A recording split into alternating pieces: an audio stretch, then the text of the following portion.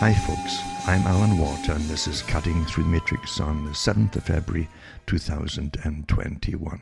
Hope you're all hanging in as always, and not just hanging around. I guess we're all hanging around really, we're all locked down still as we go through the amazing retraining program that's got so much hanging on it. The whole future hangs on the current developments to do with COVID, etc. And planned long ago, of course, before you heard the term COVID-19. Judging from all the different tests that they had with Johns Hopkins University and Bill and Melinda Gates Foundations and others too, all involved across the world with the same tests. If this should ever happen, what would we do?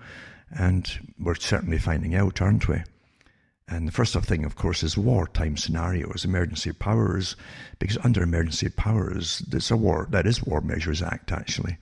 And the first law by government when it comes to emergency is never tell the truth to the public. That's standard in all kinds of warfare. What's really surprising, I suppose, is that they're following War Powers Acts with the curfews, of course, in some places. Because COVID, as you know, is more virulent in the dark. You know, you don't see it coming, so it hits you faster. So you can't be out in the dark, and also to do with crowd gatherings, no more than 2 or 5 or whatever the number happens to be, right out of the book for war powers, basically. And again, crushing all dissent, any defeatist attitudes, basically, is, in other words, censorship of speech. It's a whole shebang we're going through right now. And we have been for a long time because they planned it. They talked about this at the events that they had, like 201 and Lockstep, etc. And all the lockdown stages up to about 5 different levels, and how they would treat the general public. And eventually, when you get up to the higher levels of it, they talked about completely deplatforming people or freezing any income that they had to stop them from talking to the general population. It's important, you see, that there can be only one narrative coming from a singular source at the top that all the nations must follow. Because this is global, obviously, global agenda. And out of it, too, you have the World Economic Forum and the United Nations talking about a form of world government to cope with it all, you know. This doesn't surprise people who've been following this for years, because it really is a repeat of many talks I've given years ago from their own sources of how they'd love to do this and do that. They need different emergency powers, etc., to bring all these things. And the same as 9/11. Before 9/11, they had a whole list of countries they wanted to take out and reduce to the Stone Age, according to Kissinger and Brzezinski. They had debates about it. These are the terms they used, by the way. They said it was better to demolish Iraq and other countries and destroy their infrastructure and ensure, by financing different internal strife amongst different tribal groups or factions or religious groups, then they could have them fighting forever amongst themselves. So they could never stand together as a unified nation. That was the whole point of it, well, of that exercise. A lot more came out of it, naturally. And because you never go to war for just to annihilate an enemy. Most wars are economic wars, as you know. And you even forget that even waging a war on some country is an economic war, because out of it you get, again, emergency powers type acts are thrown out there, and your own militaries, even if they're invading other countries, need a lot of cash to make it all happen. And the money they take, they dish out is incredible. You know, the amounts, of course, is incredible.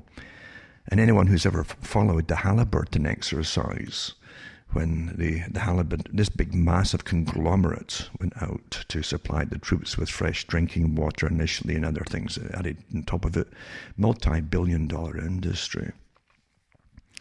And they did an awfully good documentary about it years ago, if you can get hold of it, because it shows you the cons that were going on. There were so many millionaires made by doing nothing except just signing occasional bits of paper. And the Federal Reserve, of course, was in on the act too, by printing up cash. And you saw skid loads of cash, freshly minted cash, getting brought in and dropped off for their bunkers in Iraq where they had their bases. And they even talked to some of the officers in charge of the bunkers who said, yeah, the guys would come in with bags and we just stuffed them full of cash, no receipts, nothing. Just astonishing. That's the reality. So that's economic too. The ones who wage war naturally find this awfully, awfully lucrative. Not the troops at the bottom, but the ones that jump in in the act, of course. And it's the same with COVID as well, as you well know. I mean, there's so many millionaires and billionaires increasing their coffers massively when the governments are borrowing from goodness knows whom, right? Trillions of dollars. Just rubber stamp trillions of dollars. Just digital currency, really. Numbers. They can't be verified because no one's overseeing it to see if it even exists in the first place. Great con, eh? But regardless, if you accept to put them into the government coffers, then the taxpayers are guaranteed to try to pay this off with the loan and their interest and everything. Now, it's just astonishing. Really, we can't, well, it staggers the mind. The numbers are staggering.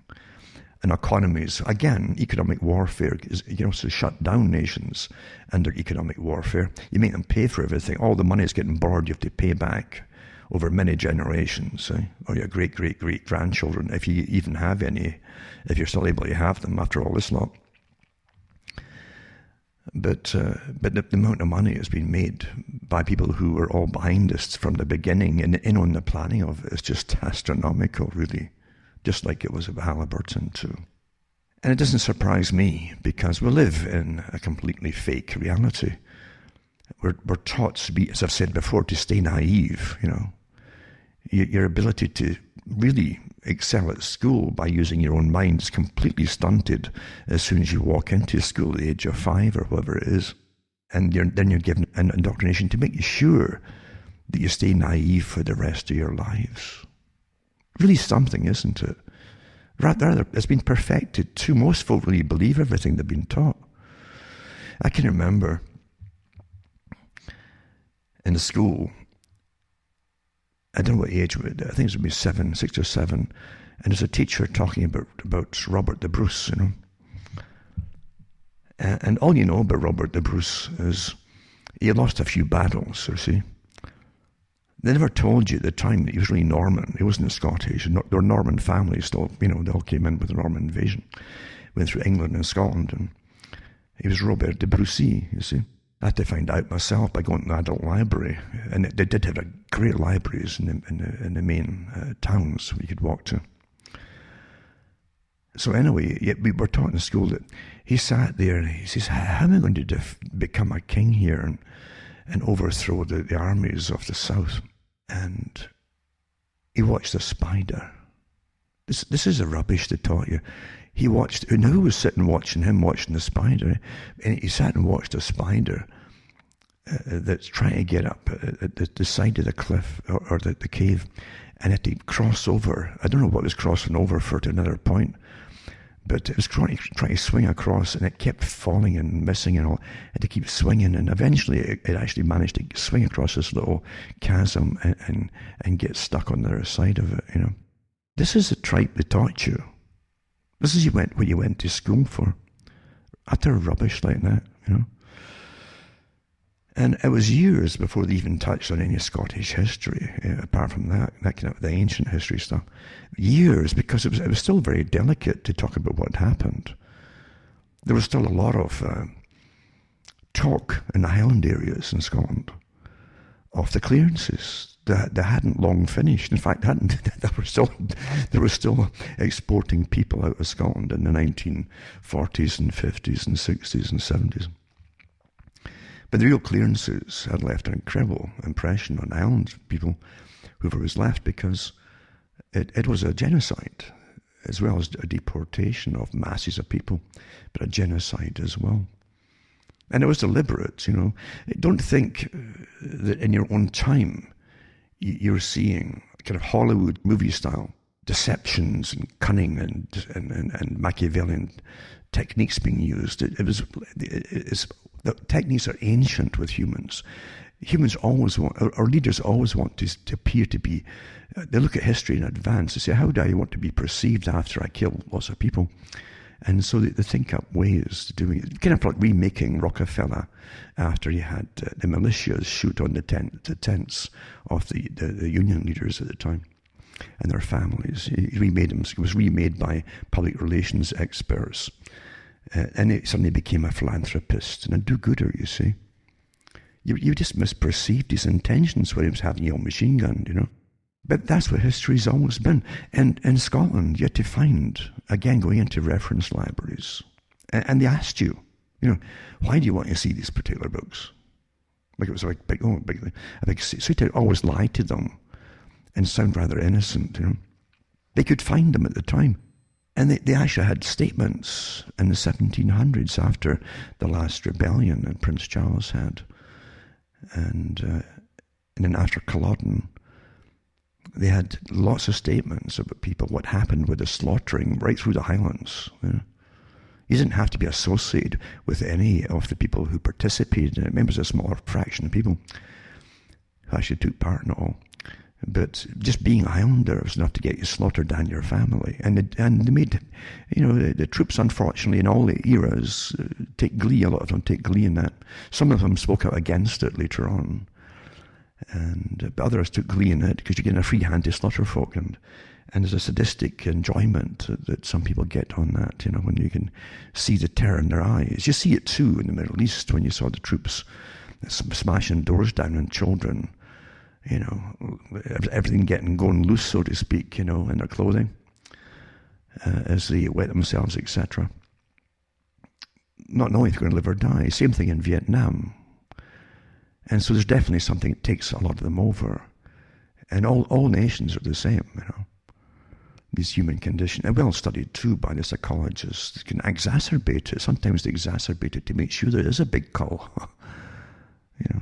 Never trust psychologists and behaviorists. They're always used for nefarious purposes, even today with COVID too. Big time.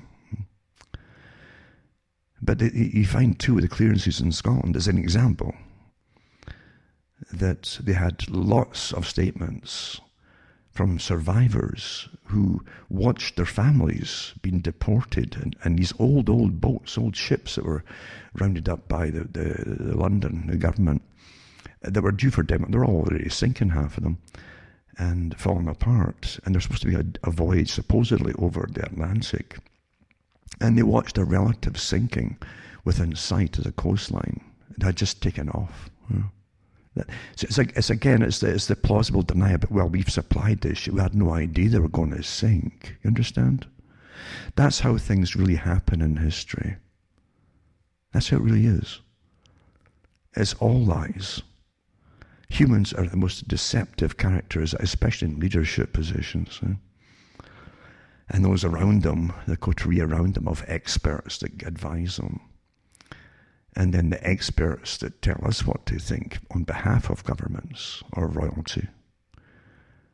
Nothing has changed much, really, except they've got better persuasive techniques today because they've been so studied over the last few centuries.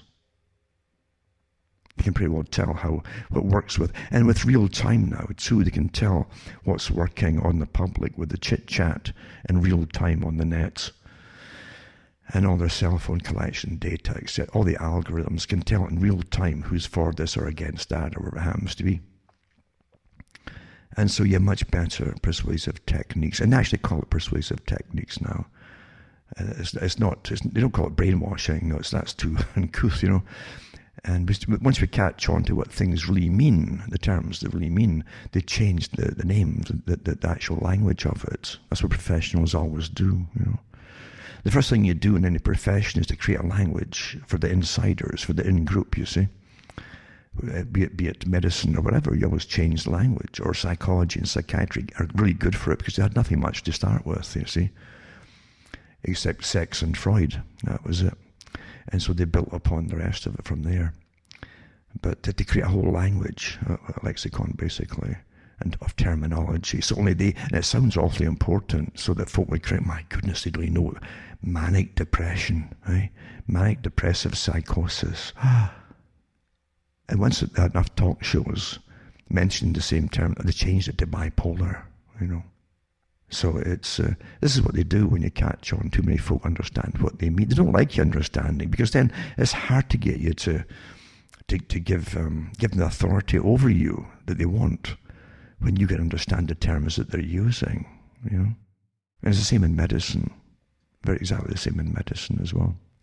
Once you catch on, and you write down to the terms about to do with vaccine-enhanced respiratory response, basically. What they're talking about really, and they've changed it about 5 times in the last 8 months. When the people start to catch on, the terminology that leads to what was called the cytokine storm, that really dramatic terminology.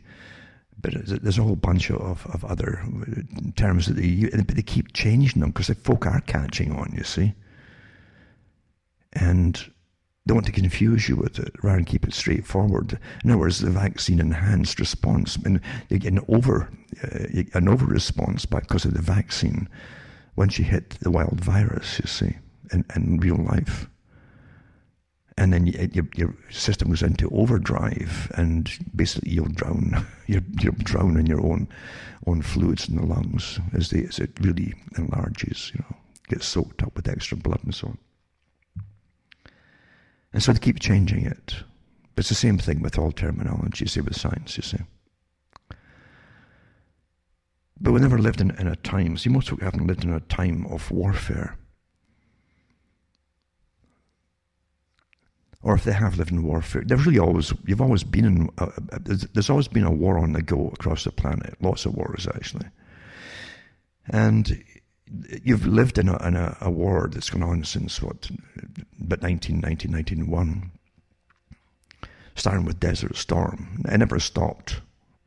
Then they policed it for a few years, and then they went in to attack Iraq and then Afghanistan and a whole bunch of other nations. And that was on the list of the PNAC group from the 1990s. And George Bush Jr. and Rumsfeld and Cheney and the rest of them that were in the PNAC group were there in charge in the government. So they got their wish, a Pearl Harbor event, and off it went. They kicked it off. And that was also the Patriot Act and the anti-terrorism bills and so on, all ran through the same time, where folk were stripped, not just in the US, but across the world, stripped of their rights and freedoms under the guise of anti-terrorism, fighting terrorism. That was part 1. And of course, COVID is part 2 to complete it all. Quite interesting, because it's the same terminology is being used. And of course, the psychologists that work for governments, batteries of them, and behaviorists all work together, analysing the data, etc., how to get folk to comply with all the orders that are dished out there, and have to even frighten the people, even right down to telling the journalists, the handouts they gave the journalists from the group that ran Britain, the SAGE group, subcontracted a department to another group of psychologists and behaviorists to find ways to make the folk comply. And because this group came out and gave a handout to all the different journalists, telling them in Britain and elsewhere, of course, because this is global, to exaggerate the stories, to intensify the anxiety amongst the public to get compliance. So they're terrorizing you by exaggerating stories. I've still got the articles here, and I put them up months and months ago, last year. And so they have lots of other people as well. But you're really under wartime acts where literally you're not allowed to say anything that's contrary to the monolith, I should say, the monolithic system at the very top, because that's what it is. It's a pyramid, and at the cap of the pyramid dictates to all the sides below it. There's 4 sides, remember, except for the underside 2. You could take 5 in there. But you got 4 sides, and so all those bricks going down from the capstone have to all parrot what the capstone says. And then at the bottom you have you'll see it in the dollar bill and other paintings as well, especially from the 18th century and the 19th century. 18th, a lot of them came out, and they had pyramids everywhere. But they also had what you see in the dollar bill, the weeds at the bottom. That's the general population. That's the wilderness, the people where the ordinary folk are. That's the weeds growing, you see at the bottom there. And so the ones who are above the rest of the public on the first level, all the way up, they have an idea what they have to do. But as they go higher up the pyramid, they know the real reasons for things. The rest of them know not to ask, and they're well rewarded for it.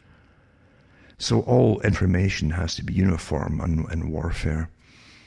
And that's why I have a department of information, if you don't know that. George Orwell worked for it in World War II in the BBC. And why would you need a department of information running a wartime system when you think you're living in democracies? Well, you can dream on and really still believe in it and keep voting. And God help you, because nobody else will if you keep voting. But that's the system in which you live, you see. It's complete deception. And only now, remember, I've said it before, you get 50-year to 100-year lockdowns on information under war times, Measures Act and so on, that actually classify information as secret, not to be told to the public. And there are terms, some are 50 years, some are 100 years. And I've mentioned it before, they only recently allowed the public to have the official sealed stuff about Lord Kitchener. He was one of the guys, you sent him across the world in the old British Empire days to take care of problems, and he certainly did that. But they couldn't tell the public how he did it, because it was butchery, basically. Every fifth man, line them up and kill them, and that teaches all the rest of the people in the huts to behave themselves across the world, you see. And that's why they have official secrets acts, you see. That's how it really works. Folk have no idea of what's going on. They're given fairy stories in the meantime, which they quite happily debunk maybe 50 years later, when everybody's either dead, that generation, or no one cares anymore. But some people, it's sealed for 100 years. The original NAFTA deal, North American Free Trade Agreement, it was put in they had one version for the public, a very condensed, minimalistic version, but the big one was put in archives and bunkers, actually, and sealed for 50 years. Why would that had to be sealed for 50 years? Well, it's because you've been sold out. Completely. It's to be the end of the nation state by the 50 years is up. It won't exist as a nation at all. And that's part of it. The part of it, inner part too, is you're going into a system that Carl Quigley talks about quite openly in Tragedy and Hope, and other writings too.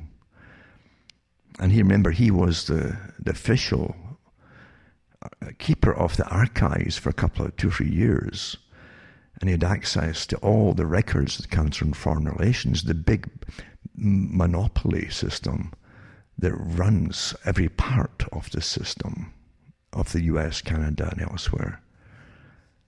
They have a branch for Australia and New Zealand and Japan, And they brought China in long ago too. But they also have one for the European Union now as well. And of course the British system is the Royal Institute for International Affairs. And they created one for the European Institute for International Affairs. Soros actually set it up. That was in the newspapers quite a few years ago. But you can find it, So you're taught to go and vote for puppets, front people, like Hancock in Britain, that no one, I don't think anybody respects. That's my impression. Never mind Boris Johnson, a made-for-TV clown. As I've said, but do you really think his hair looks like that? It takes big money to make it look like that. Personally done in the whole thing. Everything's a show, Everything you see is a show, a drama, and it's presented in that way too. Some are very professional presentations, but most of them are kind of ad hoc, good enough for the public, because they've got to look like they're spontaneous, which generally nothing much is these days. But Britain definitely was the prototype for most countries in the Commonwealth nations to follow, like Canada and Australia, New Zealand, and India to an extent as well. India really took off and copied the British system pretty well, including Freemasonry, which of course Peter Wright talked about too in Spycatcher, and how everybody in MI5 was a Freemason, etc. That was his own book, eh? It wasn't a conspiracy theory, you know. But that's how you played the game. And Freemasonry really was based on faith, true faith. And the order you get from a superior, you see, you didn't have to understand it, you had to obey it without reservations. Just no matter what you thought about the order, just to obey it. So you had to believe that they had a darn good reason for giving it to you. That's how the whole system was working, you know. But in India, it really took off. They adapted well into it with the British system. It wasn't just cricket they copied. And it's like they have a tight-lipped group of people, and different layers of them in the Indian government, and the military too, of course. In that system, you're seeing today this instant obedience to higher authorities by all the lesser authorities. And it's a dangerous state of affairs when you have that on the go. It's bad enough when you have real war on the go. But they're completely intolerant in real war too, through the Department of Information. You must only parrot the Department of Information. And that's what we have now. With all information is checked and hyper-checked by goodness knows how many layers now on the net alone. And they'll try and trip people up so quickly, or defame them. You know, if you can't show a person is wrong by facts, using facts, then they'll simply smear them. And they have lots of smear words, to Pavlovian style smear words, to defame the person, to shut up, you see. Because no one likes being smeared with a nasty name.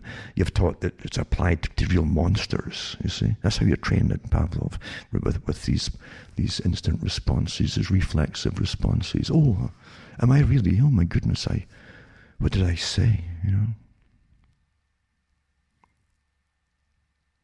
But yeah, Department of Information, and George Orwell was part of it too. And his job, he said himself, was to convince people all through the war. He had different shows. He had one to do with cooking, right?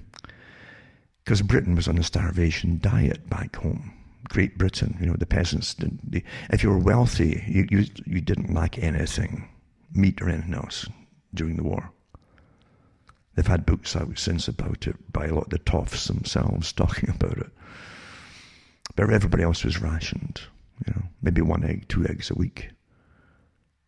Per family sometimes, that kind of thing. And so they were rationed heavily and punished if you tried to find extra food outside of the official sources, if you were caught. So Orwell, you bring on different guests, and you've seen a resurgence of the exact same techniques with COVID. For people who still get magazines or online magazines and so on, all these different recipes suddenly appearing, How no waste, How to make do with scraps. How to try to avoid getting infections from scraps being lying out for a while. All this kind of different. That was all done in World War II, and Orwell talks about it. He says my job with these particular shows on diet and so on, and food, was to convince housewives.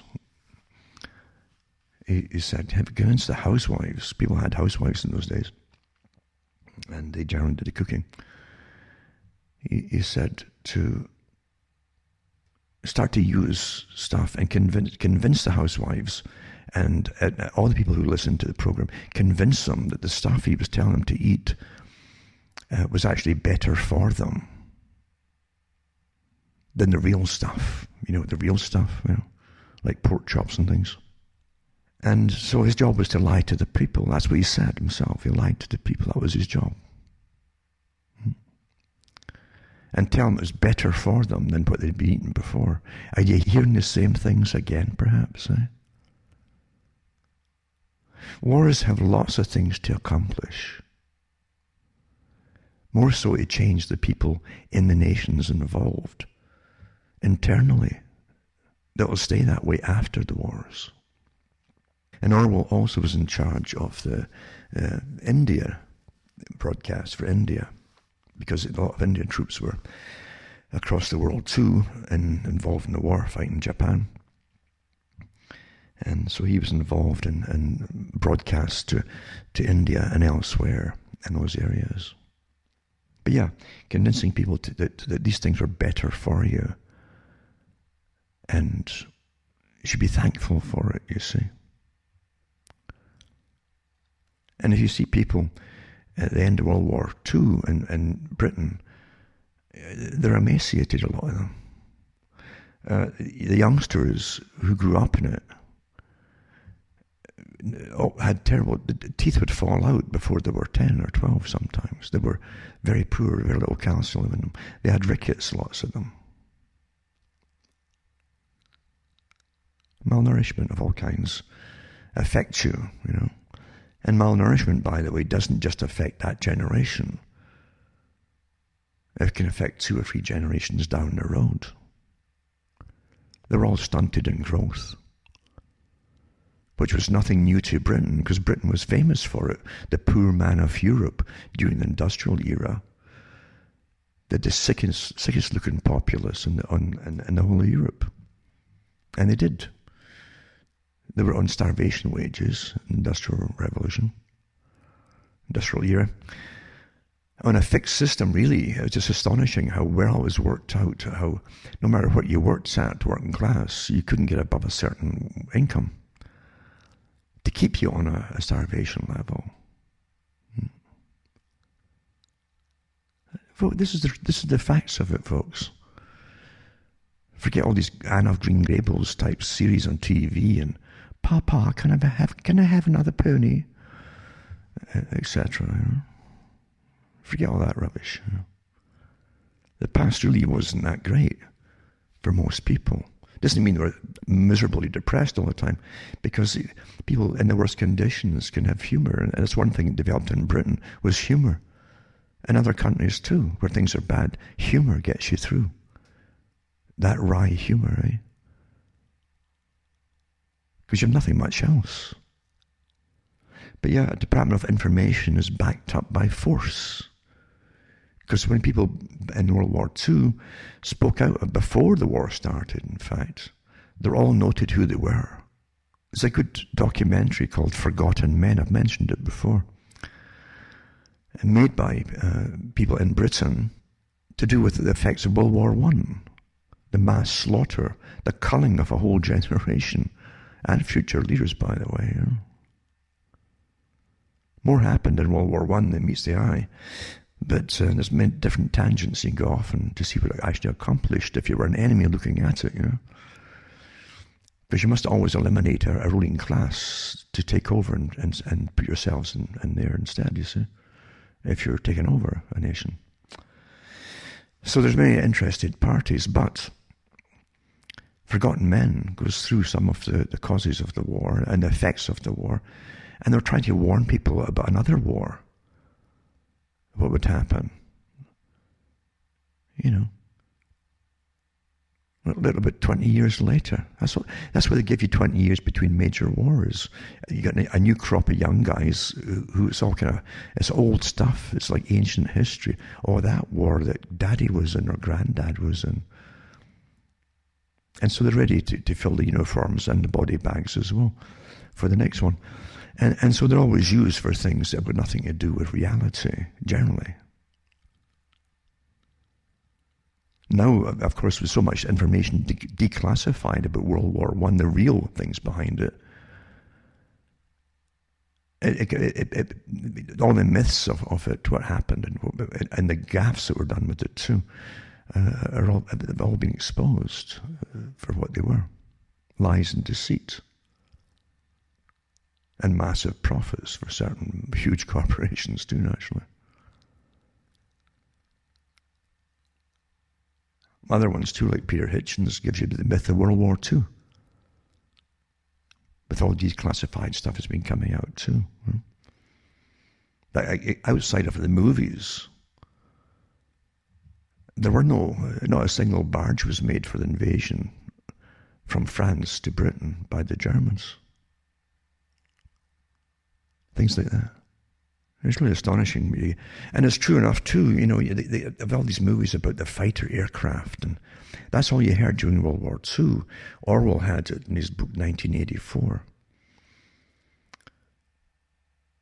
where you have these constant announcements on the radio and tannoy systems about our boys on the Malabar front, and our country has turned out 2,000 more tanks this week and 50,000 more fully automatic rifles, and statistics.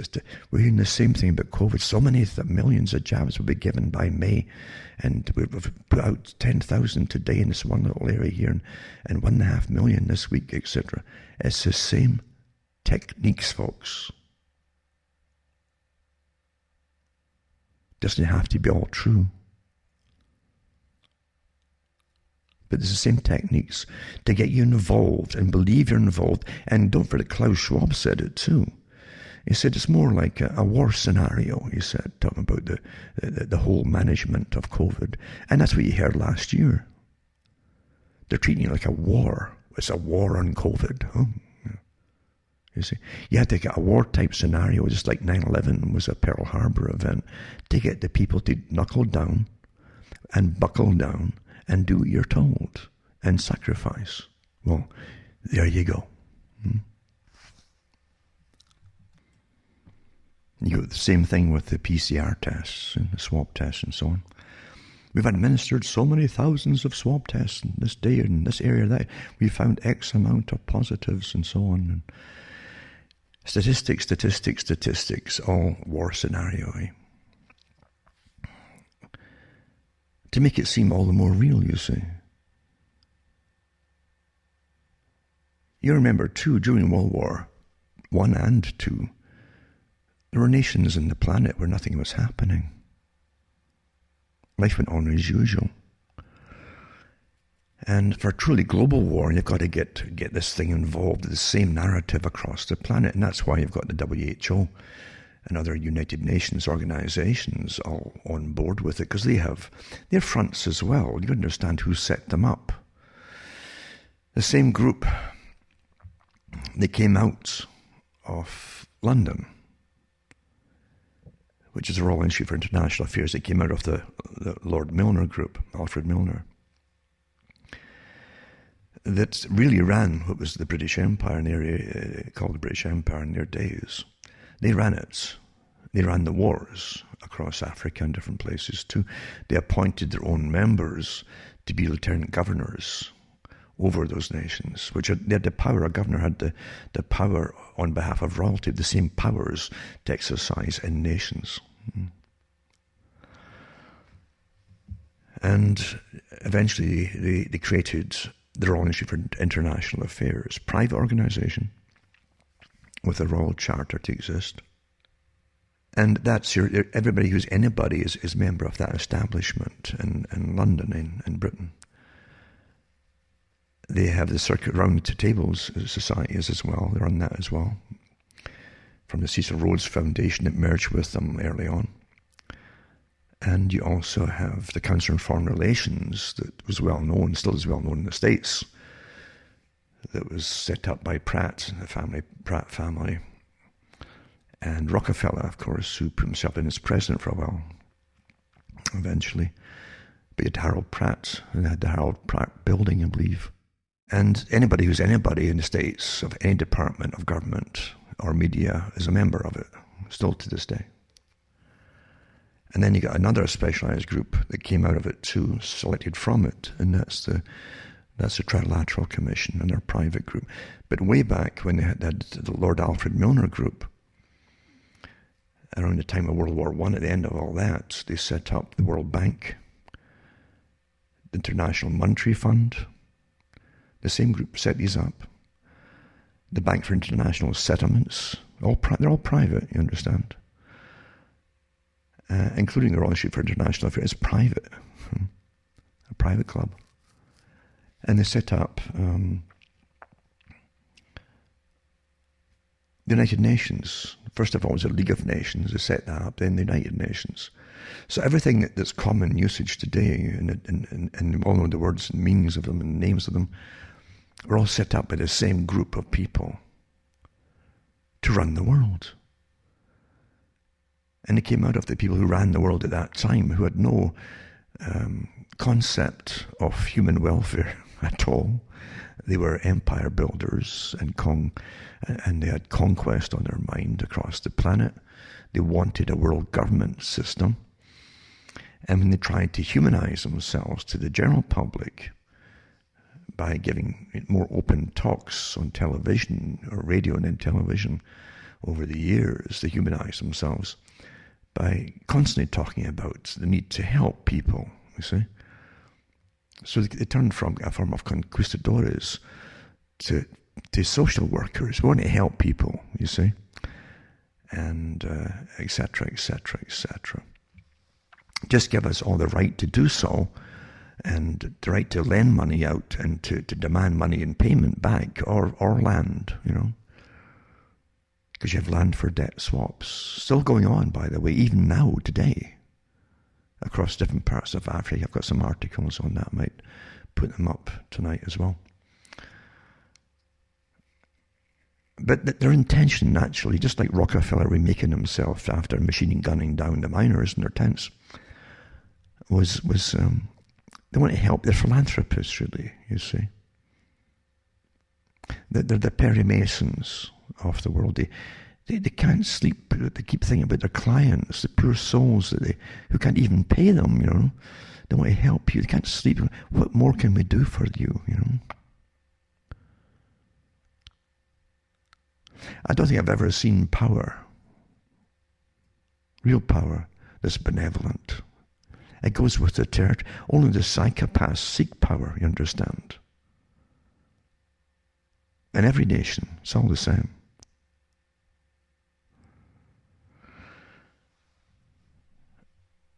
Any kind of legitimacy they create through law or time and law, generally that's what happens.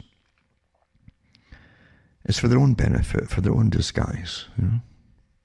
Until it is normal. You think, well, it's normal. And at one time people thought that royalty was normal. You know. What else was there? There was nothing else. Most folk had no concept of anything else. It's all you knew. Most folk had no education either to know that they tried different things in other parts of the world down through time.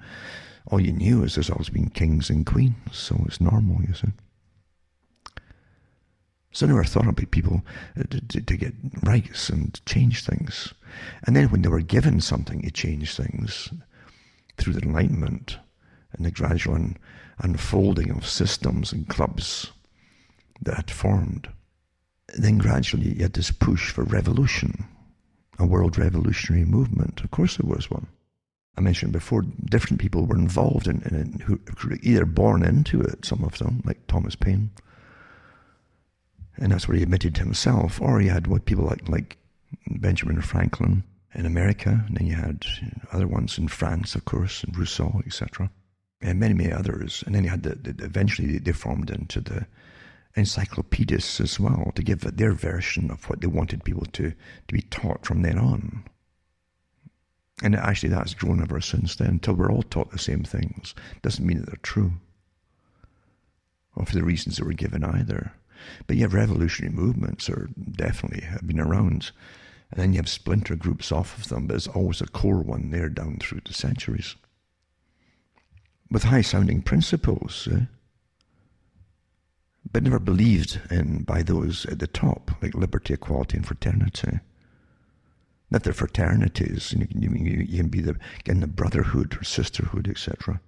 And like even with Robert Burns in Scotland, he really fell for all naturally, because he was a tenant farmer. He rented his land. He rented the house he was in, and tried to make a go of it. We're told through history again that it was bad land. It wasn't the greatest land at all to support a family on, and And then he had his poetry, etc., which really wasn't bringing in much of an income in his own lifetime. But he also became a Mason, and that's where we brought him up to some kind of prominence amongst those in literature. And he really fell for it. He fell for revolution. He was given a job as a taxman, in the ports in Edinburgh. The ports in Edinburgh, and they had ones in Glasgow too, I think, or the ports in Edinburgh, I should say, anyway. And he confiscated some ships. I don't know whether French or who, I think it must be French at the time. And he bought with his own money, his own wages, the cannons, and then paid for them. That's a lot of cash even then, you think about it. I guess they're well paid, these bureaucrats even then. And he paid for them to get shipped over to France to help with the revolution. And that's what lost him his job at the time. But regardless, he like many people, fell for it as high-sounding philosophies, equality and liberty, this strange thing called liberty. The greatest trick elites always knew about liberty was to give them the appearance of it, make them believe it, and they'll never figure out for a long time that they don't actually have it. Oh, of course you've got rights and liberty, but there's little containment bits here to get a peaceable society working, you see, and so you can't have everything you want, and you can't behave the way that you want all the time, and all these little things, And under wartime scenarios, which is fantastic, you can strip them off it so fast if you want to anyway. And they'll comply generally. Like Neil Ferguson said, the geek supposedly, I don't know how he's a geek, I mean he's never right, but the guy who feeds all the data into computers, and so the god of the computer can tell them what they want to hear, eh? Like big figures about COVID, big huge figures, and the whole country still listen to an idiot like that collapses the economy and everything else. And he himself, Ferguson said that they were astonished. They said, we watched the Chinese efficiently tell the people how to obey and do what they were told. He says, but we can never implement this. We sat at the test. He's talking about the Event 201 and so on, right? But he said, we had decided in advance these things would never work on the British public because their rights and freedoms and so on, individuality. He says, but we were pleasantly astonished how quickly they caved in and did what they were told. I'm paraphrasing that last bit, that's basically what he said. So he admired the Chinese model, like they all did. All totalitarians love that kind of system. Do what you're told. Isn't that what Fauci said in that TV interview? Eh? It was up on the YouTube or somewhere. It's the same thing. He says the Americans will probably get problems with it being told what to do. He says, but maybe it's the time. He says, just do what you're told. Maybe it's time.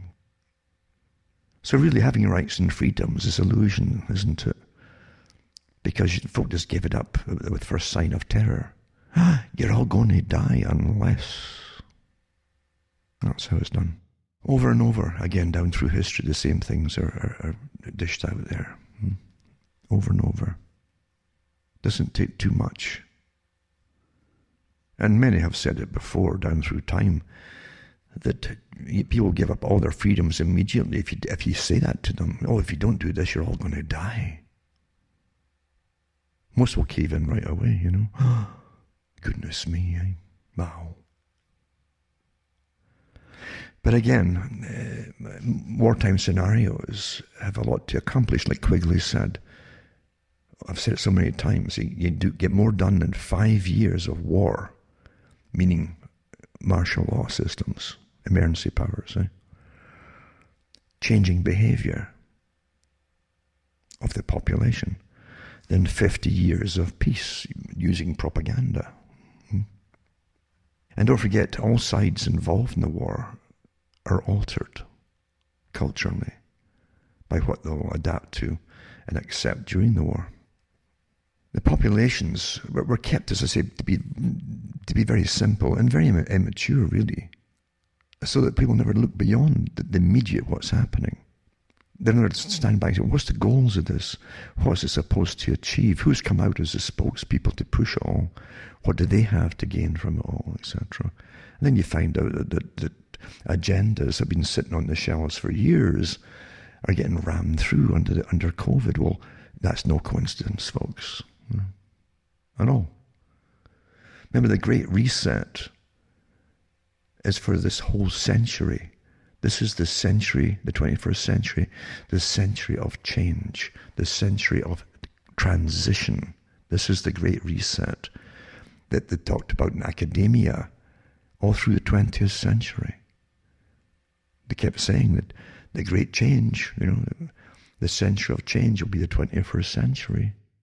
And it is, isn't it?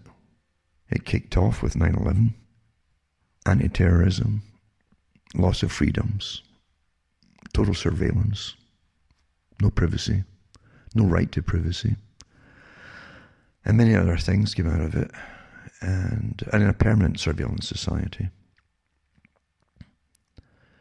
And this is part 2 of it. This is the century of change, the Great Reset, all the rest of it.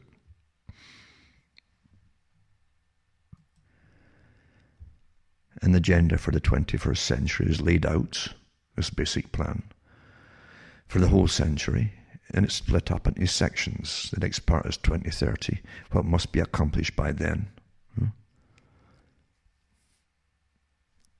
Then the next part will be 2045 or whatever. It depends how, I think you go by 10 years periods or 15-year periods. This is how it's all set out. I used to give talks about the 10-year plans and 50-year plans and 20-year plans at the UN and how they got it from the Soviet system. That's how everything was planned out. That's planned the whole century. Well, this part has to be done in so many years, and this other part has to be done in so many years, and cultural change in this area has to be done in so many years, and that's how it is. Nothing has changed. It's one system here. One system, folks. And you're living through it, but you're not aware of the whys and wherefores and what it's supposed to accomplish. Most folks still believe in hope. I think that new term has come out, that hopium, the hopium of the people. Positive thinking, to an extent. I used to give talks on the fact that all this positive thinking was done for a reason. It was to disarm most folk and train them not to look at the nasty things which they should be prepared for their own survival. Common sense, isn't it? Just basic things, eh? Like any wild animal should be aware of its environment and what's going on. That's a good start. But no, don't tell me about these things. Don't tell me what the UN wants to do. Don't tell me, because it's a downer. And I've been told to stay away from negative people. So discussing important things is called negativity. Well, that's you being disarmed when you believe it all. Because it'll be a bigger shock when the real things. And when you're talking about, you're not talking about things which are just speculative. You're reading from articles put out by the big world summits at the UN and the World Economic Forum and many other organizations, all clustered around them. They're all connected on the same pathway. And they publish the stuff. So when you mention it, no, I don't want to hear that, it's a downer. Leave me with my TV and my dramas and my happy soaps, comedy soaps, that type of thing. Where I meet all my pals, the comedians, in the pub on the television, you see. And therefore they can have a reality they don't have in reality. They can have fictional, virtual reality. They're all friends in the pub and all characters, because in real life you're so isolated from everything else that's really happening in this modern society by design that they're on their own. So fiction becomes awfully important to them. And the elite who gave you the system know that. And don't forget that the real dominant minority doesn't have to worry about it. They tell folk what to do. And a massive managerial class gets it all done for them. And in the managerial class, you have a big scientific system set up of behaviorists and psychiatrists and neurologists, all working together for the greater good of dumbing down the masses. That's how it's done. Very effectively. Until literally, as I've said before, people can tell you all about the so-called people, the stars, who's who, who's divorced, who's getting married, who's getting whatever, yada yada. All the fiction, and of course most of that's fiction too, that they soak up, and that's their reality as they go through a life, a short lifespan, full of stuff like that, you know. And awful, the music getting worse and worse all the time until there's nothing. Remember the whole idea of communism too, that all these different programs out, including the destruction of beauty for the West. That included paintings. Until you ended up with Picasso, you know, with, we didn't know where his eye, why is his eye on his chin, you know, and stuff like that, eh? And telling you this is a work of genius, for goodness sake. Yeah. Wow. Again, gaslighting whole populations. That's odd. I always thought that looked awful. Oh no, it's a genius. Genius, put that out there. And then music went down and down and down until there was no melody anymore. Had to be destroyed, you see. All things of beauty, they said, had to be destroyed.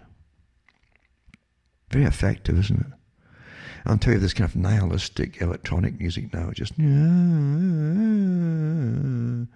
it's like a kind of half-conscious wailing, like someone who's in a sleep somewhere, but there's no melody to it. Nothing to remember, you see. Which is interesting, in a sense. You understand what music, as an example of what it inspires in people, can do it uniformly.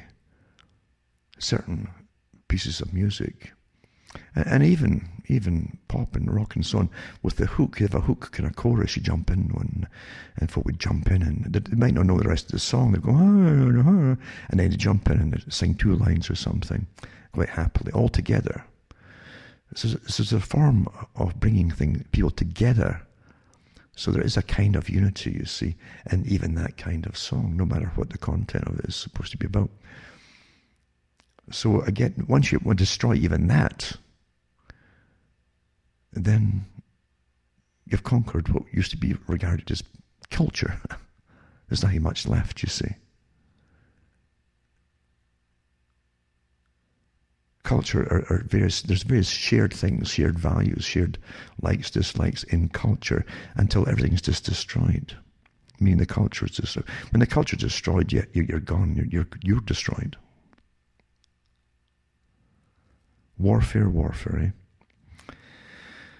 And the dangerous thing about warfare is that in a global system where for well over 100, maybe 200 years, they've taught about superior types and inferior types of humans and so on, eugenics, then when you have a globalized system like that, they don't have to hide their malice and their malicious intent towards the general population.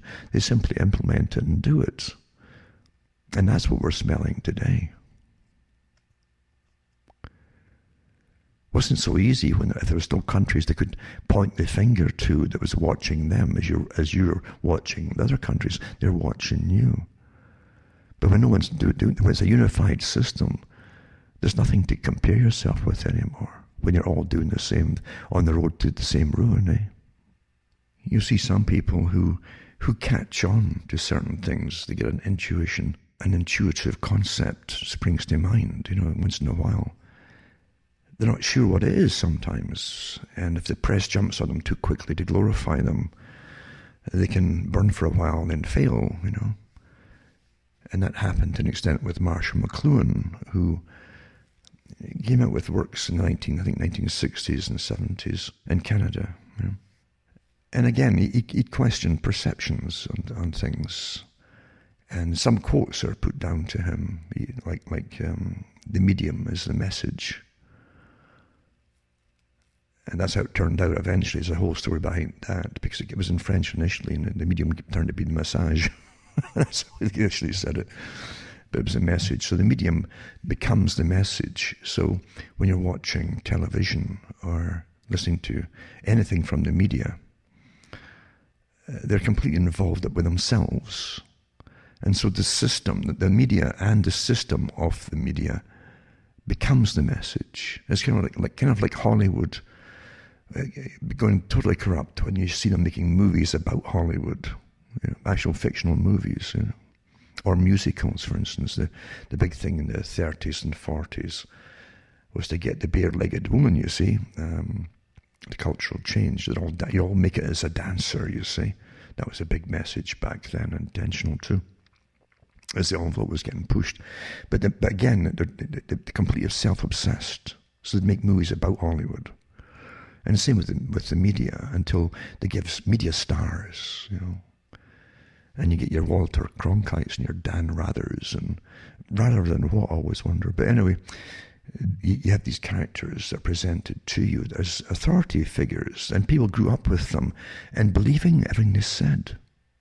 Everything they said as news would be the facts, you see. That's the way it is today. And they never questioned the fact that these people were just working for private corporations that were involved in a lot of other nefarious things across the world, including wars, and benefiting from it in some way or another. At least the folk who owned the media would be.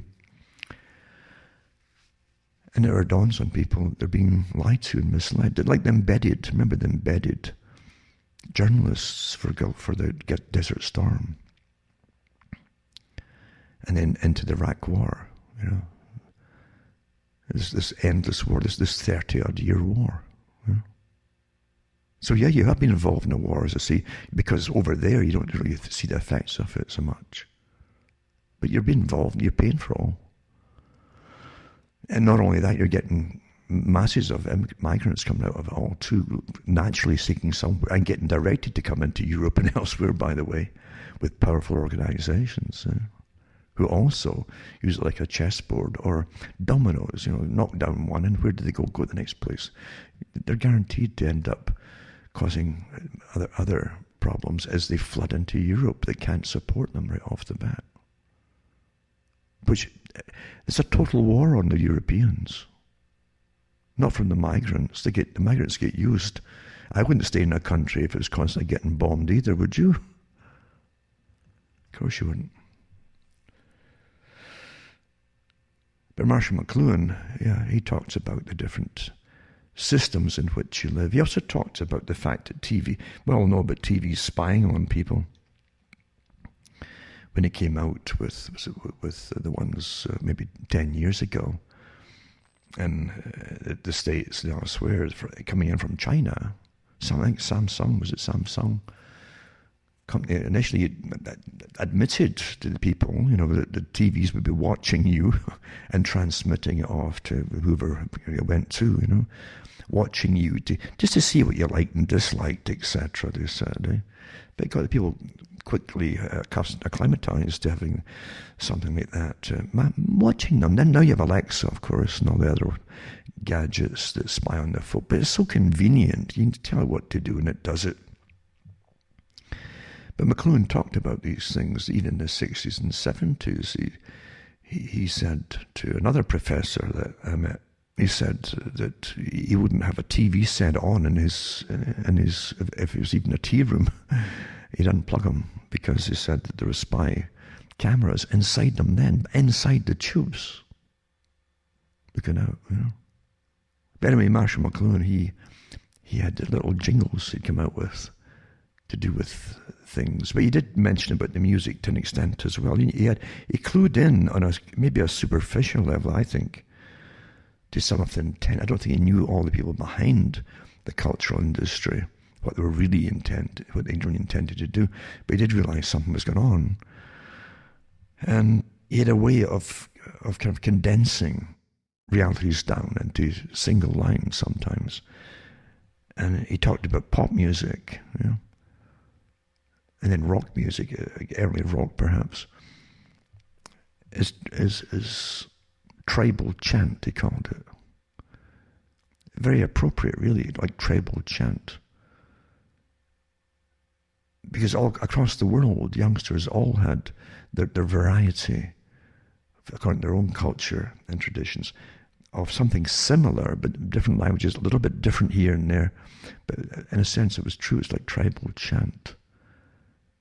If you went into old societies in Africa, you would hear them singing very old songs. And these were true tribal chants. But you had the same thing, say, in Scotland at one time, in Ireland, with the bards, who could sing the history of the tribe, or the clan. And that was tribal chant to an extent as well, because folk would catch up on bits and pieces of it, and they could kind of sing along with it. So you bring it into modern times, and you develop it all for a modern society. Because the whole idea is to create a uniform society across the world that's obedient. You can't have differences if you want to control everybody, you see. You've got to make them all the sameness of it all. Based initially on materialism, to bind them all together, to the addiction of materialistic goods, which are produced by monopolies, Because monopolies then have control over you for the goods that you want. Break down your food, by the way. But anyway, you end up with tribal chant, So it's very appropriate too. Some of the ads in the 60s and 70s were better than the music they were churning out for the youngsters to learn and sing. They were better jingles, So much so, many of them will stick in your heads for the rest of your lives. And again, put together by professionals in marketing and and psychology. So McLuhan was quite correct and so on. But he got into certain aspects of society and life. And he was carried along in his own fame for a while. That it burned him out, I think, really. And I think he had a stroke eventually. And he came out of the whole system of the limelight after the stroke. And here's a guy who was touted as cutting through all the old-fashioned stuff. He was avant-garde and he was a man of of common sense and humanism,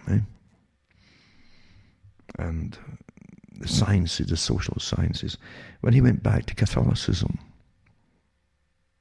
what he realized and what he saw put him back to Catholicism. I've always said there's a consequence of knowing things. There's no doubt about it. A consequence. And I've said it too, even, and our folk have mentioned it, if I say folk will parrot it right away, but I've mentioned before about knowledge itself. And wisdom, remember wisdom. It's all old sayings about wisdom.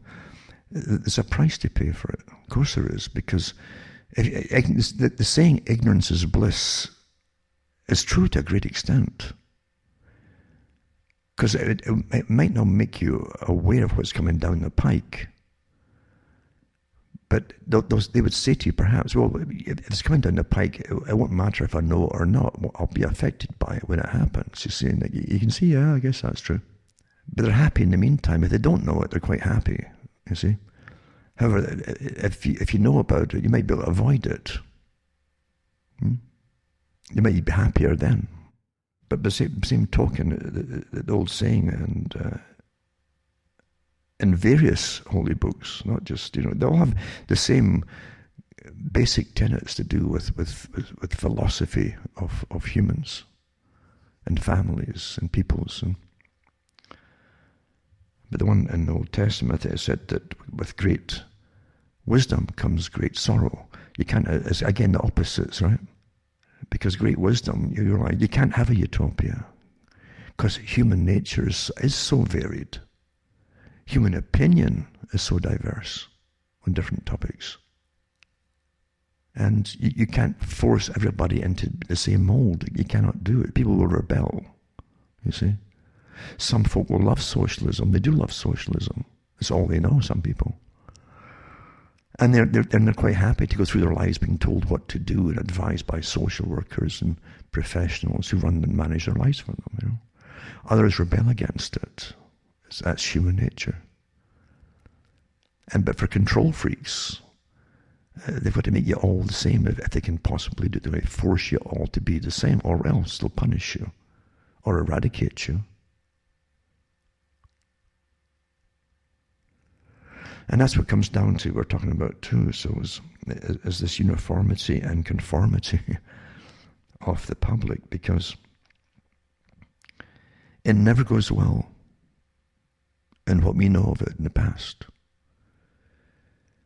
It is big experiments, and they were called experiments, like the American experiment, that was the US experiment for the Revolutionary War. And can mankind control himself and manage his own affairs, or does he have to be forced to comply and go along with certain things? So free will, can you be trusted to use your free will wisely? With little government overlooking the whole system, right? That's what the claim it was about. Again, it's a nice myth as well, because there's a lot more to it than that. And Jefferson and other ones, they made comments about it, about free will and so on, and freedom itself. The idea that they could have minimalistic government running the affairs of people, and they would stick to the basic systems of import and import duties and running the country. That was initially what they were going to do. Import duties, trading duty, taxes would finance the running of government. And government shouldn't get too big. They even talked about, didn't want standing armies. And Jefferson talked about that, although Jefferson was also partly behind getting around that whole thing by creating the Marines, which is just an army attached to the Navy, really. And so, but that was their experiment. The second one was conformity of collectivism. That was the Soviet experiment, the Bolshevik one, or it came out of the Bolshevik one, the Soviet system, ruled by councils. So there'd be councils for all different departments of society, including trade councils, and not unions, but councils, all appointed by the Politburo. And councils for everything that would run your lives from birth to death. And you wouldn't have to make decisions, but you'd have to definitely obey them, you see, to exist within these systems. And you'd be a collective, and you have to go with what was called a collective opinion, even though the appointees, the leaders over the Soviets, would obviously go the way that the Politburo had directed them to go. But it always sounded like we the people have decided. So that was the second experiment. And of course what happened was, for a while in the West, they gave the appearance of free will, especially in the States. That's why people were flooding into the States, and Canada to an extent as well. I mean, Canada at one time needed a lot of people for business and for the huge natural resources and timber, etc., and mining and all that. They had to get lots of people coming into the country. So they gave them more of an American-type system initially. And so they didn't have, say, in Britain or other parts of Europe, you could have them inside Canada for a while. So that's how they draw you in. And eventually, of course, as they bring in, they merge the two systems together, collectivism and individualism. They bring it together, like they said in the Rees Commission, Norman Dodds and the Rees Commission, where they said they would blend the Soviet system with the West. And that's what you've got today.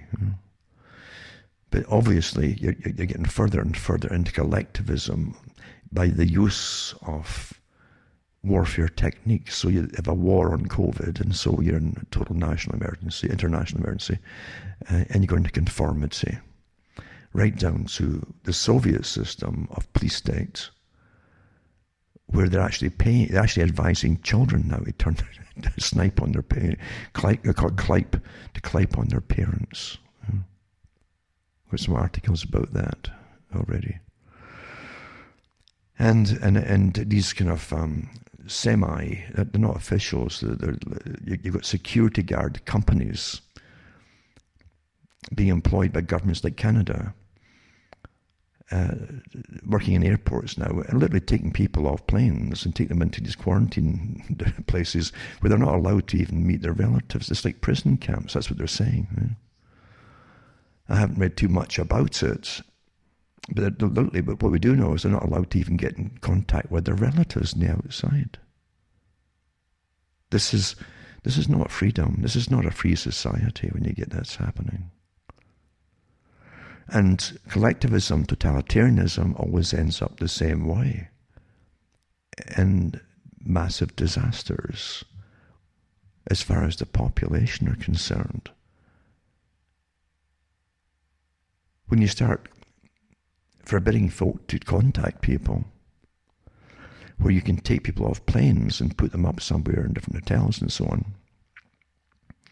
and they can't move out, they're surrounded by police outside, but the security guards inside, private security guards, like private Stasi, and they can't even contact their relatives to say this is what happened and this is where I am or whatever. You're looking at echoes coming down from time, from the Soviet system and the Gulag system. I hope you're understanding what I'm saying here. Run the same way. Because that's what happened in the Soviets.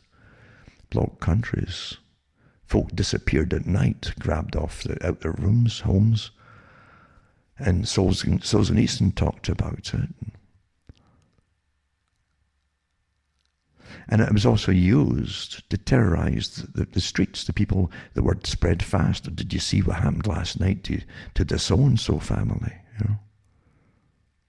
They would often turn out the people, the tenants of these buildings, to witness it.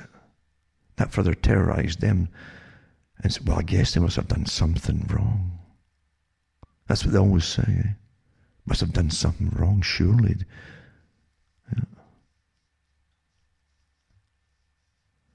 So yeah, you are in this blend of the Soviet system merged with the West. Absolutely, you are. Like they said they would at the government inquiry in the U.S., the Rees Commission, and Norman Dodds was the guy who talked about it. I think his YouTubes might still be up there somewhere, where he talked about it, where he talked to the heads of the big foundations. These charitable foundations, like we didn't have the Bill Gates back then, but he had other ones which are still there, of course, Rockefeller and Ford and Carnegie, etc., a myriad of them, that run thousands of non-governmental organizations. How can you have democracy when you got thousands and thousands of well-paid, well-funded and directed NGOs, non-government organizations, literally working to undermine this and change this and change, all planned outside of government, outside of the public's knowledge? You've never been in a democracy. You haven't. You've never had a democracy. And all the big changes that happen that you adapt to throughout your entire life were all planned for you. You fall in and copy and just go along with it by private agencies and organizations on behalf of multi-billionaires, the rich men of the world, Remember, folks, going to cuttingthroughthematrix.com and you find out how to send me a few bucks. I'm still under lockdown here, but I've got some books to get off as shortly as I can. But send me a few bucks to take along, because it costs money to keep my sites all going. And I use antique equipment here, believe you me, but I do what I can. I knew this day would come long ago, many years ago. But if you help me just stick along here, because we're going through this together. No one's backing me. No organization backs me. I wasn't put out there as a front to begin with, because most of them actually really are. How do you control nations? You make sure that you put out the leaders for them to follow. I've gone through some of the techniques used by unconventional warfare from Department of Defense manuals and so on. And what you've seen used for way over 30 years with color revolutions and with your own governments, and actually longer than that with using conventional means, they always go into nations. Your nations sends operatives into other nations, sets them up financially. At one time, they used to set up newspapers for them, like Lawrence. If you're Lawrence of Arabia, that's what he, and many others came out of university, were given their intelligence indoctrination systems by the military. and financed and taught languages to university for the countries they were designed to go into. And they would set up newspapers and start changing public opinion in countries which they eventually would overthrow. They were the soft power of the day. And he talks about Lawrence talked about that in his own books. So it's as old as it can be. With the internet, of course, we put in thousands of operatives across the Middle East, disguised as little bloggers, but well financed and well educated and well supplied with information to make sure folk grab it. Oh, they're pretty good in what they put out, And they'll give you a different flavor character for whatever personality you have. There's one out there for you. But that's what they were doing in the States for years and years and years and years ago, even before the internet came along. They gave it to the leaders. And the CIA supplied them. Well, the CIA never stopped supplying them, folks. Why would an all-seeing eye, I've always said this, set up operations, even using shortwave years ago? I gave these talks when I was on shortwave, about the shortwave. And I said, this is the history of what was Patriot Radio called at that time. And some good articles. One was from the Toronto Star. It was a good half page, I think, going through the history of it at one point. And it was set up to combat communism and communistic radio coming out of the Eastern Bloc countries. And at that time they would use mainly, not all, but mainly Christian pastors to lambast and hammer back communism, and then put it all a different alternative information or facts, if you like, to the communists. Well, why? CIA never gives up avenues of communication. And really, when I came out, I knew I'd watched it long enough to know what was going on, the score and the whole thing. And I had to, as they say, you walk between the raindrops. You know who's who. You don't. You can only use what's already there. But you're very careful, because everything's set up. Of course it is. But with bloggers, it's more so, because it's like the 77th Brigade in Britain. It's not just in Britain. They have operatives across the planet, in Egypt, everywhere. And they train these bloggers and finance them and set them up and make sure they've got a personality that folk will go for. I like so-and-so, And they've got to, like rat poison, they've got to have 95% corn. But it's the 5% of counterintelligence information or disinfo they put across that you run with, you see, and that sinks you.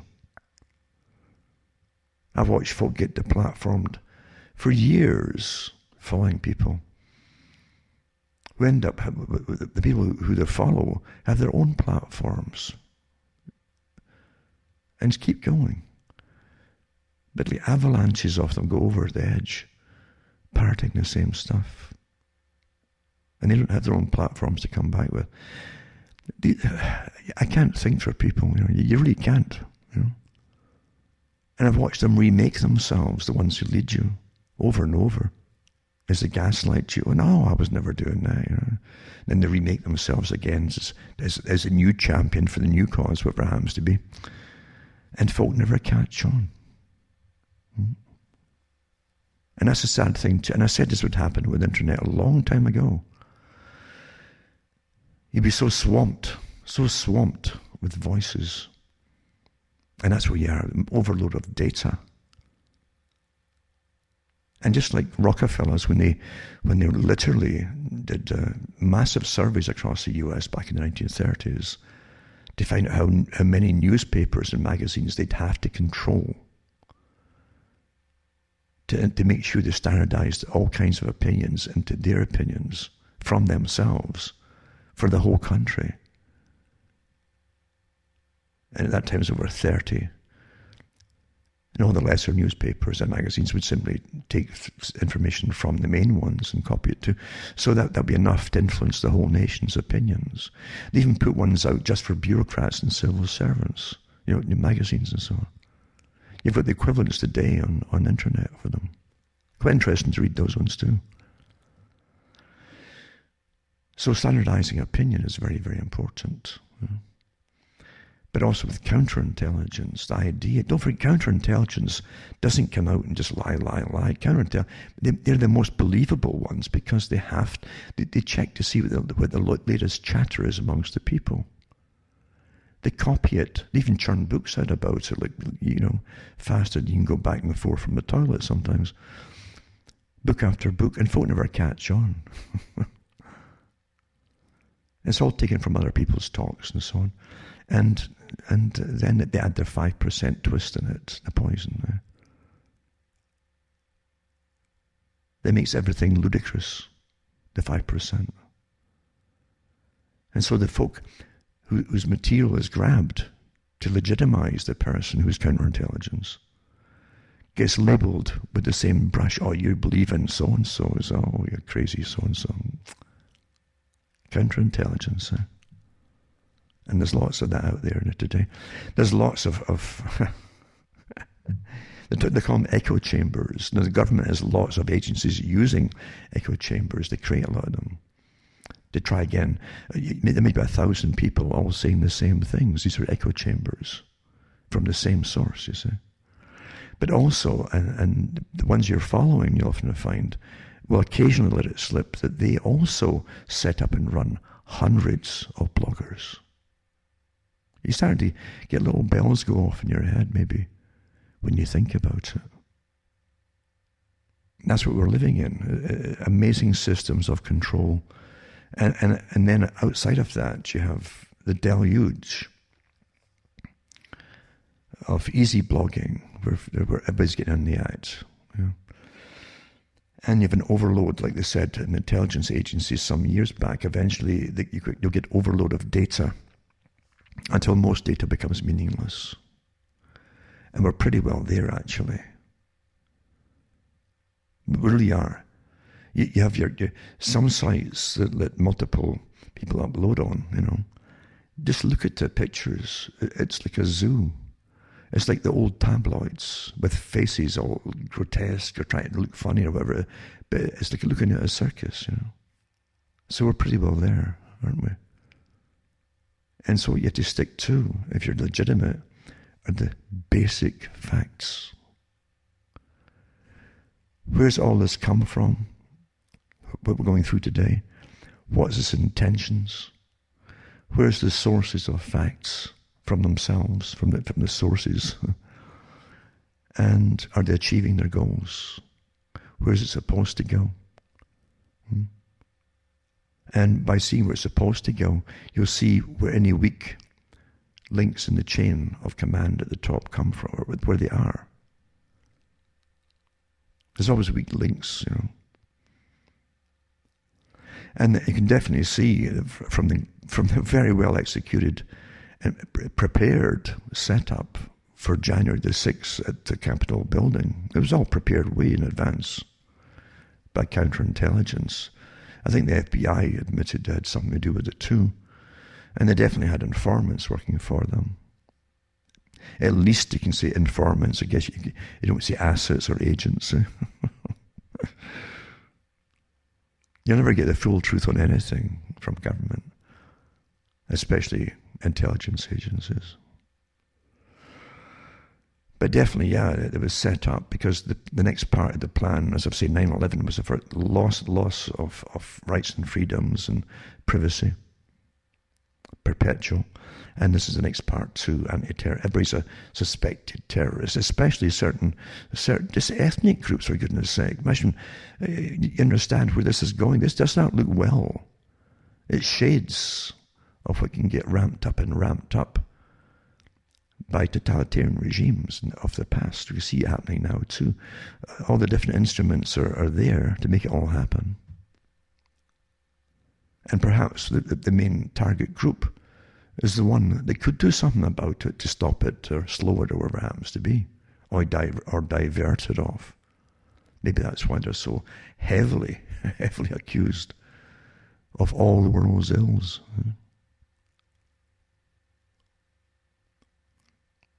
There's way more going on than they'll ever tell you. But I've always said to people, don't be followers and don't be blindly led. by people that you've seen so many examples in the past in your own countries of your own intelligence agents setting up stings for people, for goodness sake. Within a week of 9/11 happening, when the top people at GCHQ in Britain advised against the agenda then, they already knew what they were going to do. It was to set up sting operations to try to draw out potential, like pre-crime, right? Potential terrorists in Britain. And he said, this is not good. He says, we can't have this. This is going to encourage folk to become youngsters to try, because you're going to put out fake people for them to follow. And that would radicalize the youth in order to catch the youth. You understand? Well, that's been going on in every country since.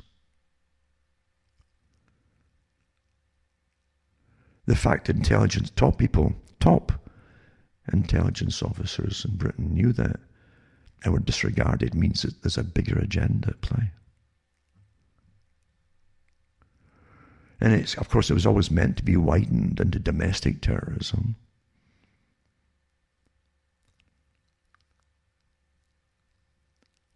Always. And now you're seeing a world government type system, like George Bush Sr. said, and Jr., by the way, 10 years apart, a new world order coming into view. A more equal one, just like the WEF, Chairman Schwab talked about. We'll redistribute your wealth. Your wealth, we'll redistribute it. That's what he meant to say, your wealth. He won't do it with his own. Another private club, WEF. So, you're living through amazing times. And you'll never, if you want evidence of these nefarious techniques used upon society from the past to the present, you're living through it. You've got the greatest proof that most folk have had even in the past. They didn't have the ability to get quick communication and to see various exposés of evil manifesting itself. Using time-worn techniques, right down to blaming the people. Oh, there's terrorists amongst you. You're a terrorist if you don't take this shot. We're hearing that already. I said this would happen a year ago. This is the sort of terminology that eventually started using. See, this is the elite's revolution. This is maybe part 3 or part 4 of their revolution. It's an ongoing stage-by-stage setup. It's not an outside revolution. This is their revolution. A continuation of it in stages. And what do you always have in revolution? What's their biggest enemy, like the Soviets? What did they immediately turn the people against? Look out for subversives, counter-terrorists. You see, they're counter-revolutionaries. They're terrorists. They're enemies of the state, enemies of the people. That's what the courts in the Soviet Union called themselves. They were the courts of the people. And when they tried to vote, they were enemies of the people, you see. And that's what you're getting. The same terminology that's been used over and over again. Enemies of the people, the ones who don't want this particular shot, this brand new experimental vaccine, mRNA vaccine, experimental. You are part of stage 3 trials when you take it. And if you were a bit cautious, I don't really want that. I'll wait and see what happens. You're an enemy of the people, an enemy of the state. You're dangerous to the people. That's where you're watching the psychological units in operation, the behavioral insights teams, etc., all working overtime now to demonize people who are using caution. That's what they do in wartime scenarios. You've got to remember, too, that all of these things that are happening today were planned years ago, and not just individual plans. It's a continuum of agendas, all a cluster of agendas, all tied together, basically. To do with eugenics, the idea of scientism would rule the world on behalf, as still an employee, so on behalf of the dominant minority, the minority who owned everything financially. Remember what Rockefeller said a few times, actually, one of his main disclosures in front of the press, the US press and the world press. He says, we could never have made it without your compliance in keeping our topics quiet from the public.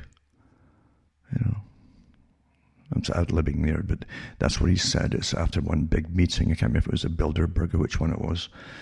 But he thanked them for years. They kept silent and not told the public what was really going on. Don't ever expect the authorized media to be there for the people.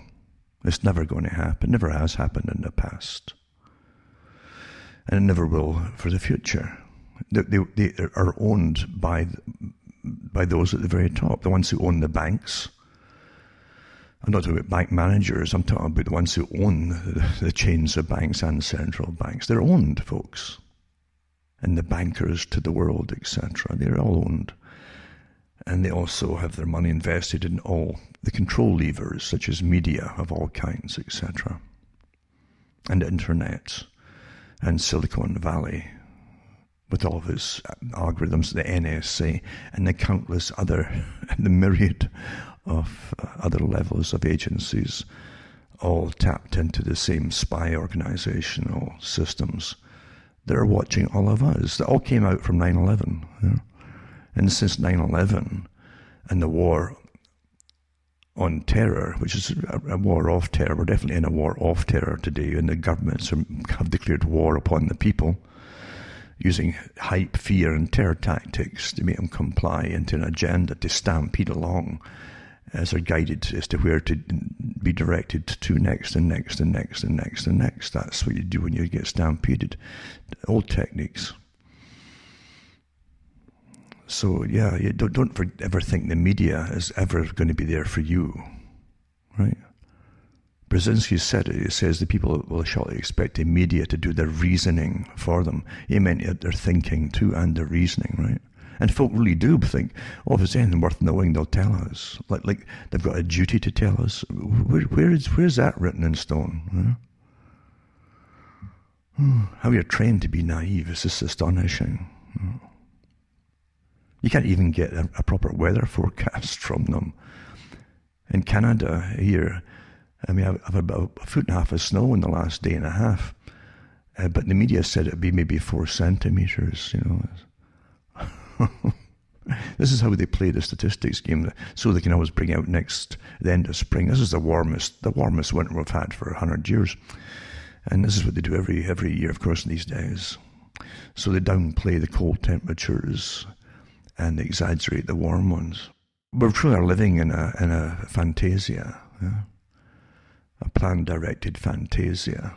And we're constantly gaslighted not to perceive what we see and what we experience, but what we're told to experience.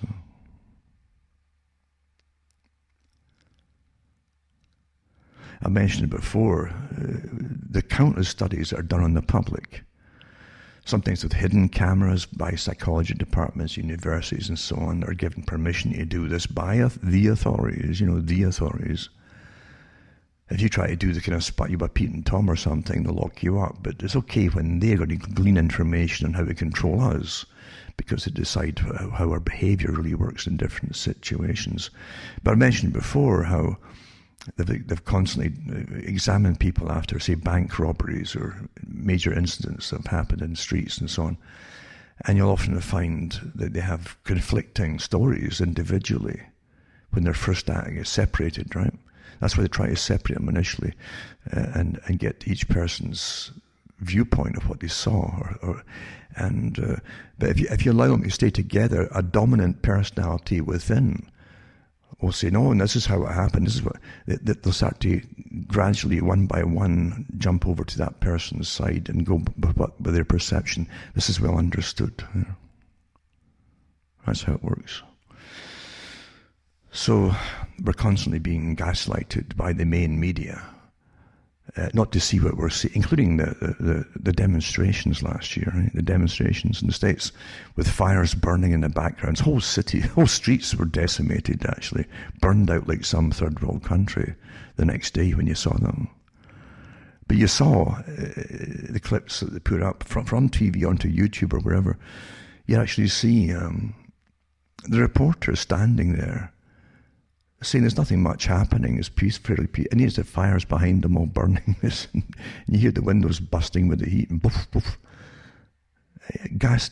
Really gaslighting to your face. That was obviously, they're telling you there that was their agenda from before the riot started. This is how you'll all report them, all you guys. Yeah. No one made them report it like that, but they certainly knew what the formula was supposed to be. Eh? Total gaslighting.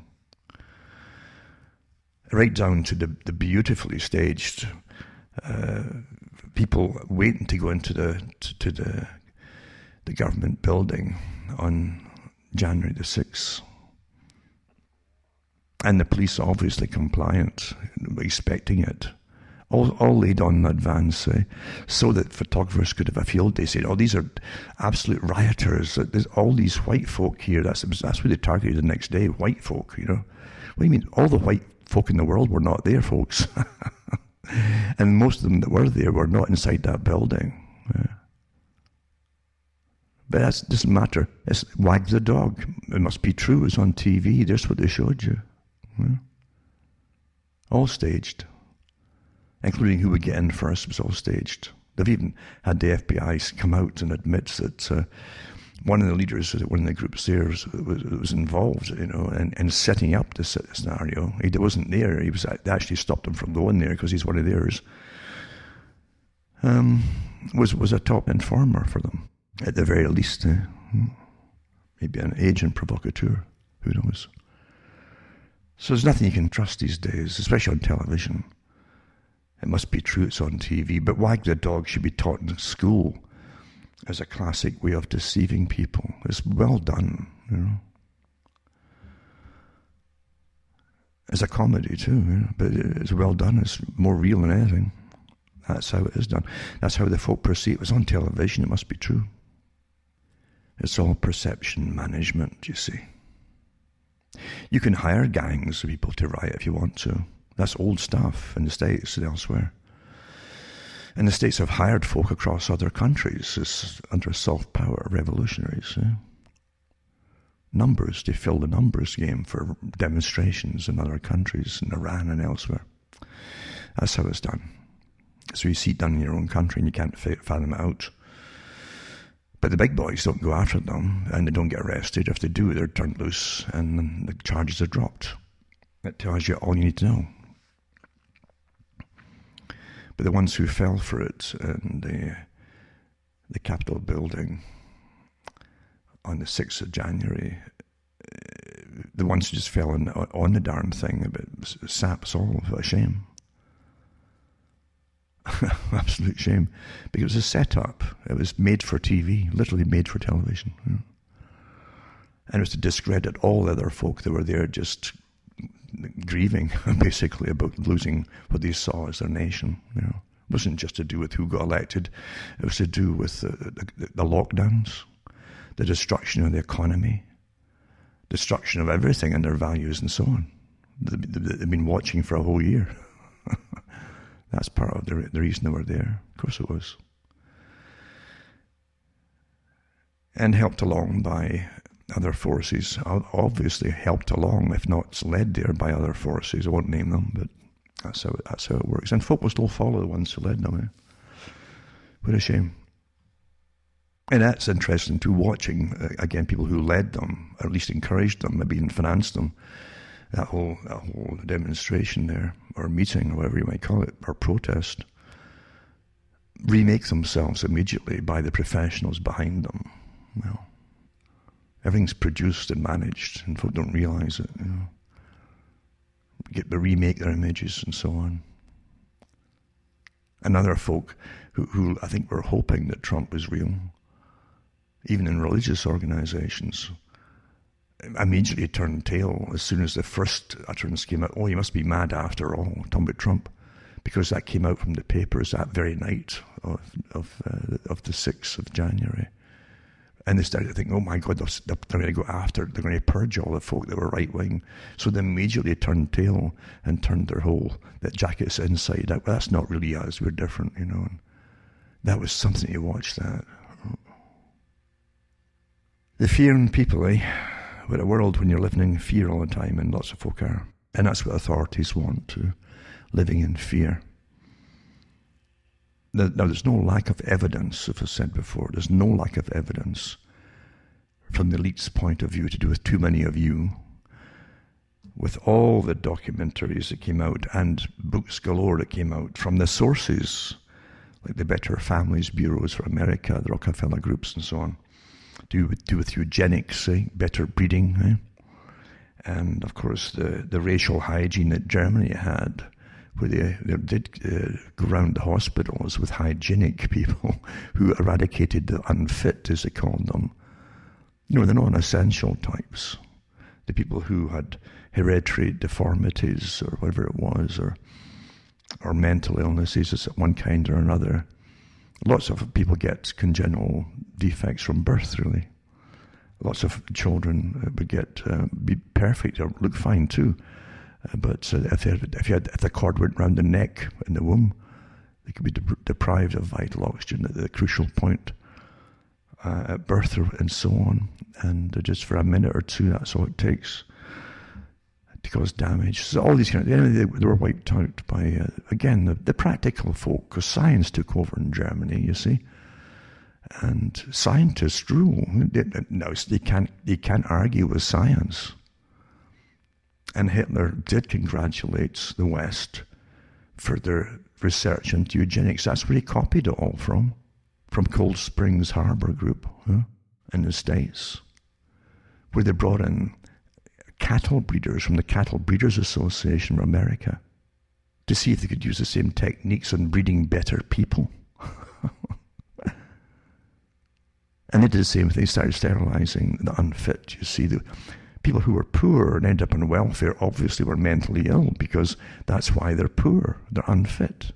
That came from Britain, by the way, the poorhouses.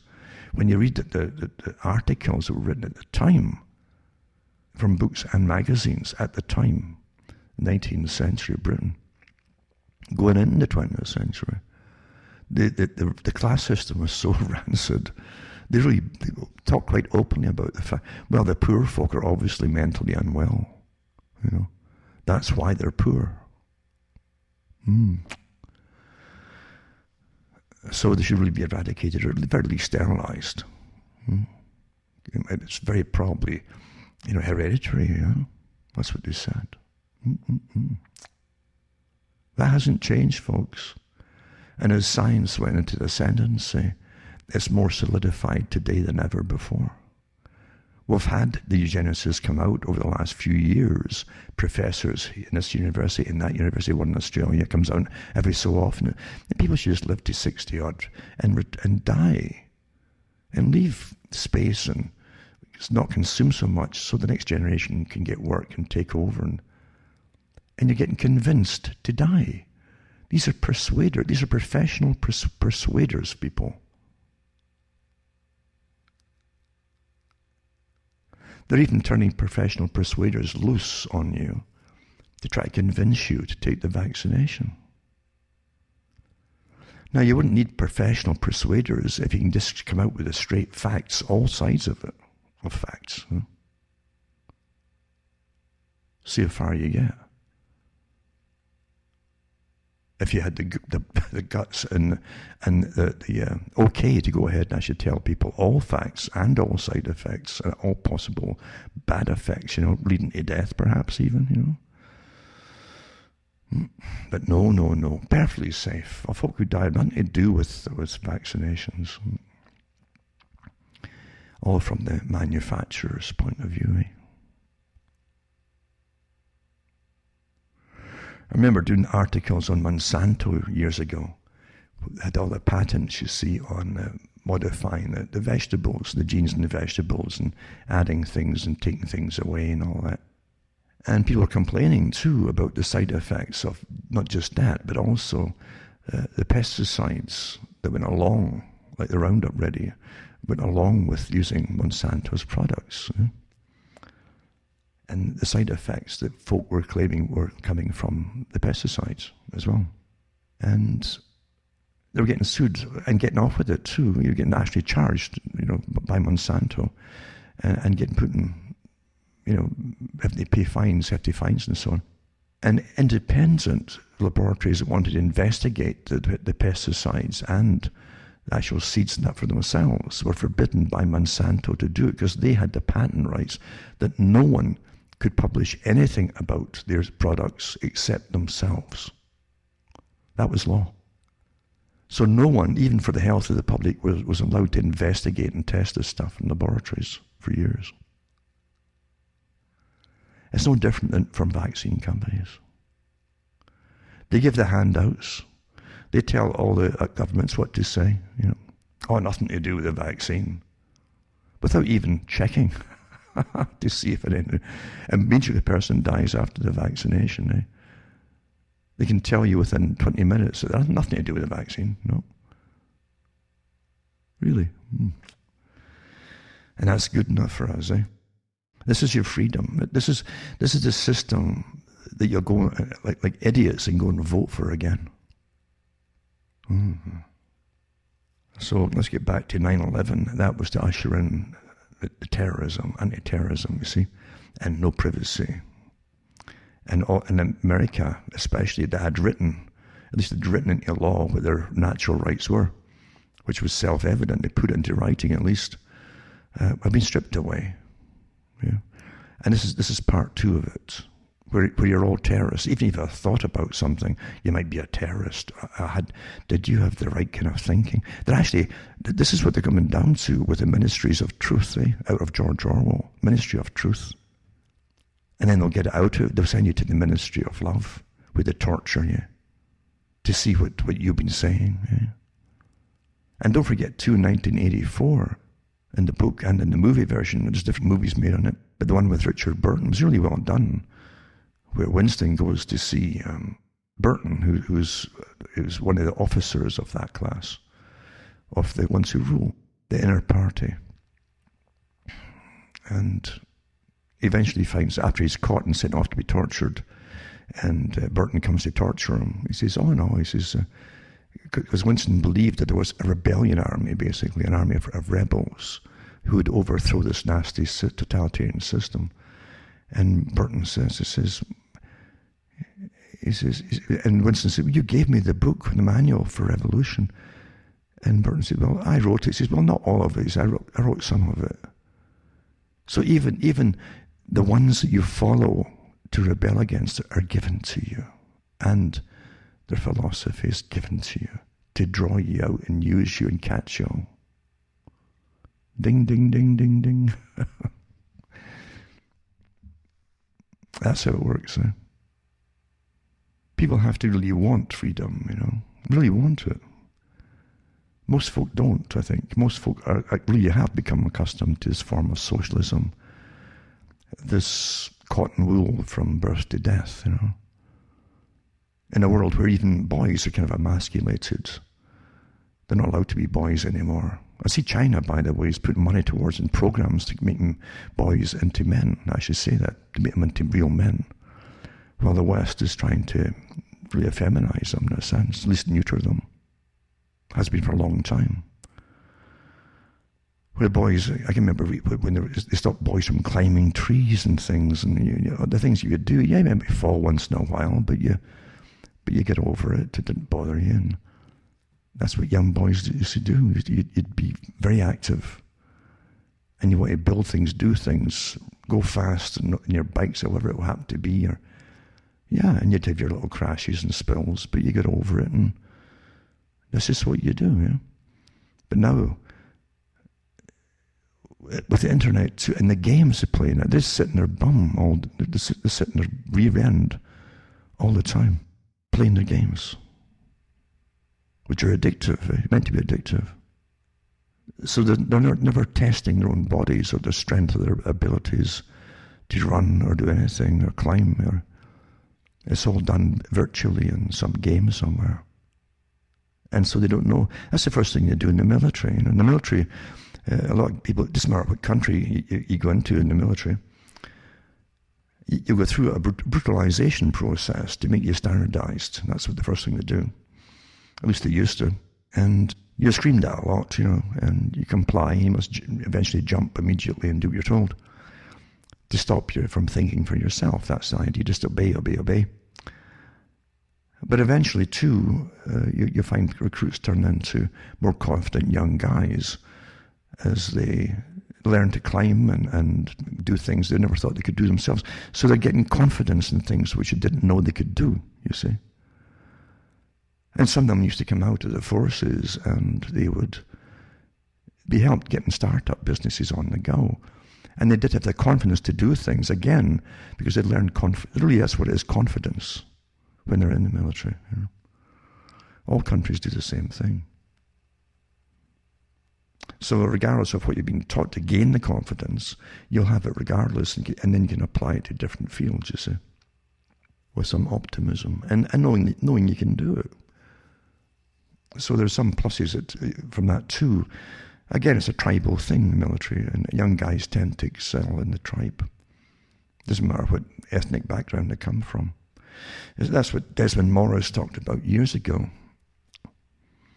was tribe and super tribe, I think it was called. And he put a book out on it about America's attempts, again, experimentation, the great experiment,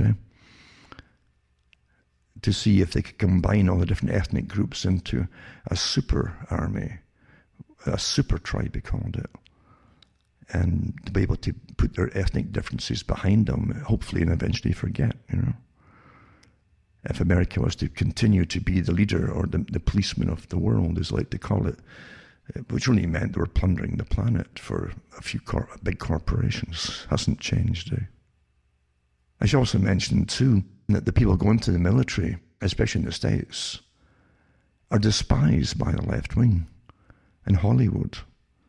But not just them. The left wing, that there are also the millionaires and billionaires, despised by them. I mentioned before how articles were out when Bill and Hillary Clinton were in, and they talked about how they despised the military, but they would use them, but despise them, And these are the words they used, by the way, in the media at the time. And you always see in Hollywood what they call the rednecks in the military, and how they debase them in their movies and in their comedies. They debase them all the time. Incredible. Absolutely incredible. It's almost like the movie Deliverance as well. Everybody they meet outside the big city is a hick crazy person.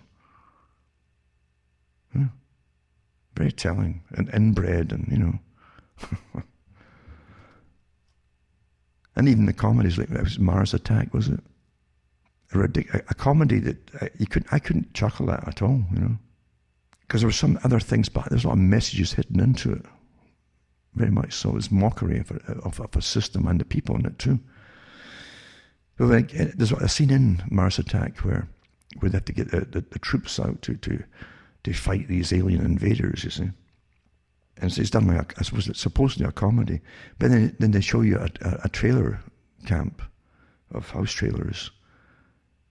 And there's this family, mum and dad, and the son, and they're stripping weapons. And so this is your redneck. This is Hollywood's idea of the redneck, Like gun crazy, living in the trailer trash, as they like to call it, right? Nothing wrong with trailers, believe you me. This is what they call them, right? And they're stripping guns and stuff. But again, their son goes off, and they see him off to the war. And then the son, when it comes to actually going out and fighting the aliens, he runs forward, his magazine falls out the rifle, and he gets zapped and he disappears like he's an idiot, you see. The debasement. They hate what they're doing. But who fills most of the uniforms, They get sent off to fight these wars that are for profit for big corporations, the same corporations that despise the military. And they always say it's mainly from the south of the US. And it's a shame. It's a shame they'll keep doing it, keep doing it over and over. Always suffering, always left with big bills to pay for these wars. Get nothing out of it personally if they survive it. And big corporations use them and abuse them and throw them away like toilet paper.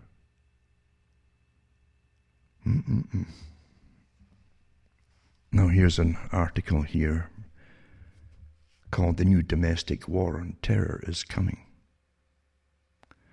So they start off with the war, again, on war on terror and the stripping of privacy in 9/11, right? And now this is the next stage of the same thing, right? Now they've got all the different massive fields of almost cities built up that do nothing but collect all the data. It's just like spy cities. Since 9/11, all set up. But anyway, there's no speculation is needed. Those who wield power are demanding it. The only question is how much opposition they will encounter. And it says, the last 2 weeks have ushered in a wave of new domestic police powers and rhetoric in the name of fighting terrorism. There are carbon copies of many of the worst excesses of the first war on terror that began nearly 20 years ago. It's actually very similar to what happened in Russia when it was taken over. It says that this trend shows no signs of receding, and we move further from the January 6th Capitol riot. The opposite is true. It says it's intensifying. We witness an orgy of censorship from Silicon Valley monopolies with calls for far more aggressive speech policing, and that's what they call it, speech policing. We're back to Orwell again, eh? Ministry of Love, Truth. But ministries of truth now decide what truth is. And so speech policing. A visibly militarized Washington, D.C., featuring a non-ironically named green zone, and vows from the incoming president and his key allies for a new anti-domestic terrorism bill. So it's really a domestic terrorism bill. And frequent accusations of sedition, treason and terrorism against members of Congress and citizens. This is all driven by a radical expansion of the meaning of incitement to violence. It's accompanied by viral on social media pleas that one work with the FBI to turn on one's fellow citizens. It says, see something, say something, and demands for a new system of domestic surveillance. Underlying all of this are immediate insinuations that anyone questioning any of this must, by virtue of these doubts, harbour sympathy for the terrorists and their neo-Nazi, white supremacist ideology.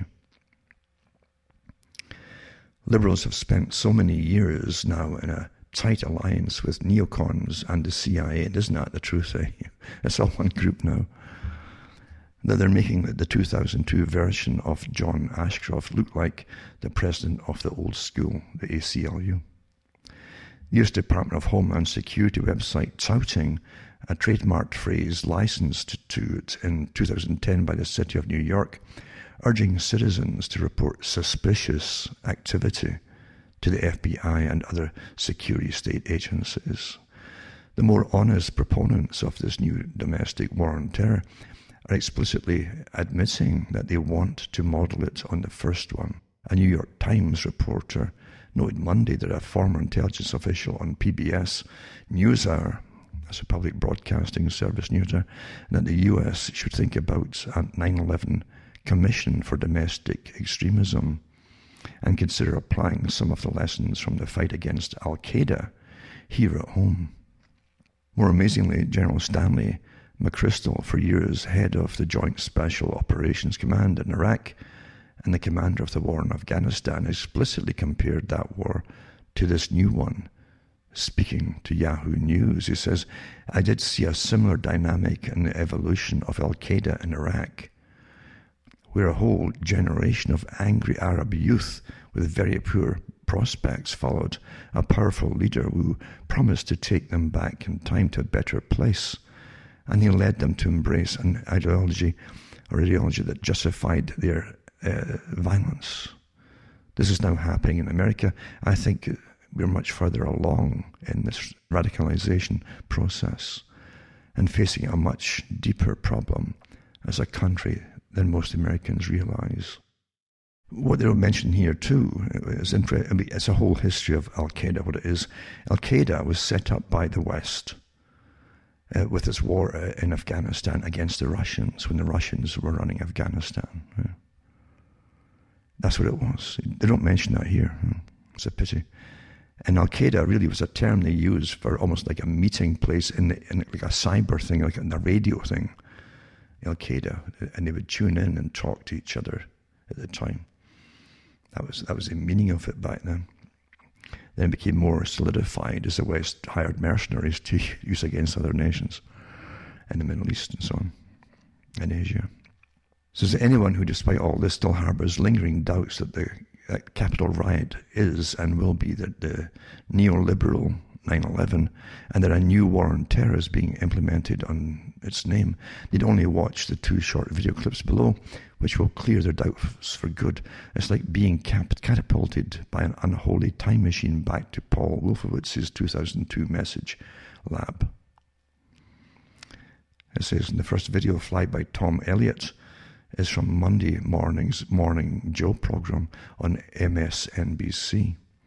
The show that arguably did more to help Donald Trump become GOP nominee than any other. It features Jeremy Bash, one of the seemingly countless employees of TV news networks who previously worked in Obama's CIA and Pentagon, demanding that in response to the Capitol riots, we reset our entire intelligence approach, including looking at greater surveillance of them, adding the FBI is going to have to run confidential sources. See if you can detect any difference between what the CIA operatives and neocons were saying in 2002 when demanding the Patriot Act and greater FBI and NSA surveillance, and what the CIA official turned NBC News analyst is saying here.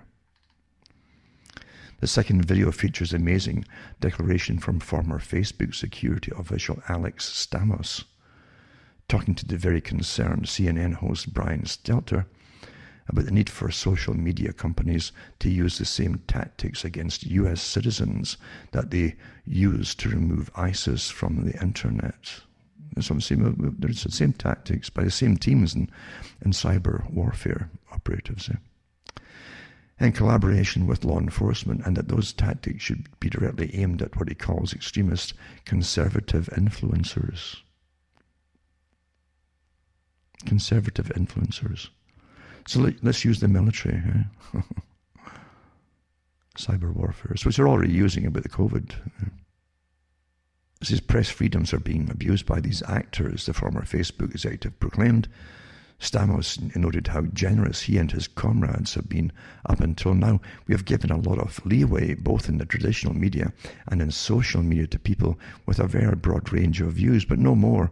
Now is the time to get us all back in the same consensual reality. In a moment of unintended candor, Stamos noted the real problem. There are people on YouTube, for example, that have a larger audience than people on daytime CNN. I wonder why. And it's time for CNN and other mainstream outlets to seize the monopoly of information dissemination to which they are divinely entitled by taking away the platforms of those people who actually want to watch and listen to.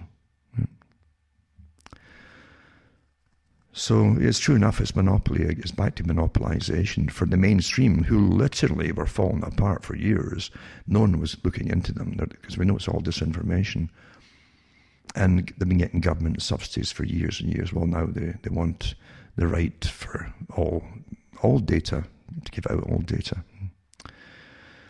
And this article goes on and on and on about it. He says, if still not convinced, and if you can endure it, you can also watch MSNBC's Joe Scarborough and Micah Brzezinski. I guess that's the daughter of Brzezinski, Zygmunt, literally screaming that one needed remedy to the Capitol riot is that Biden administration must shut down Facebook.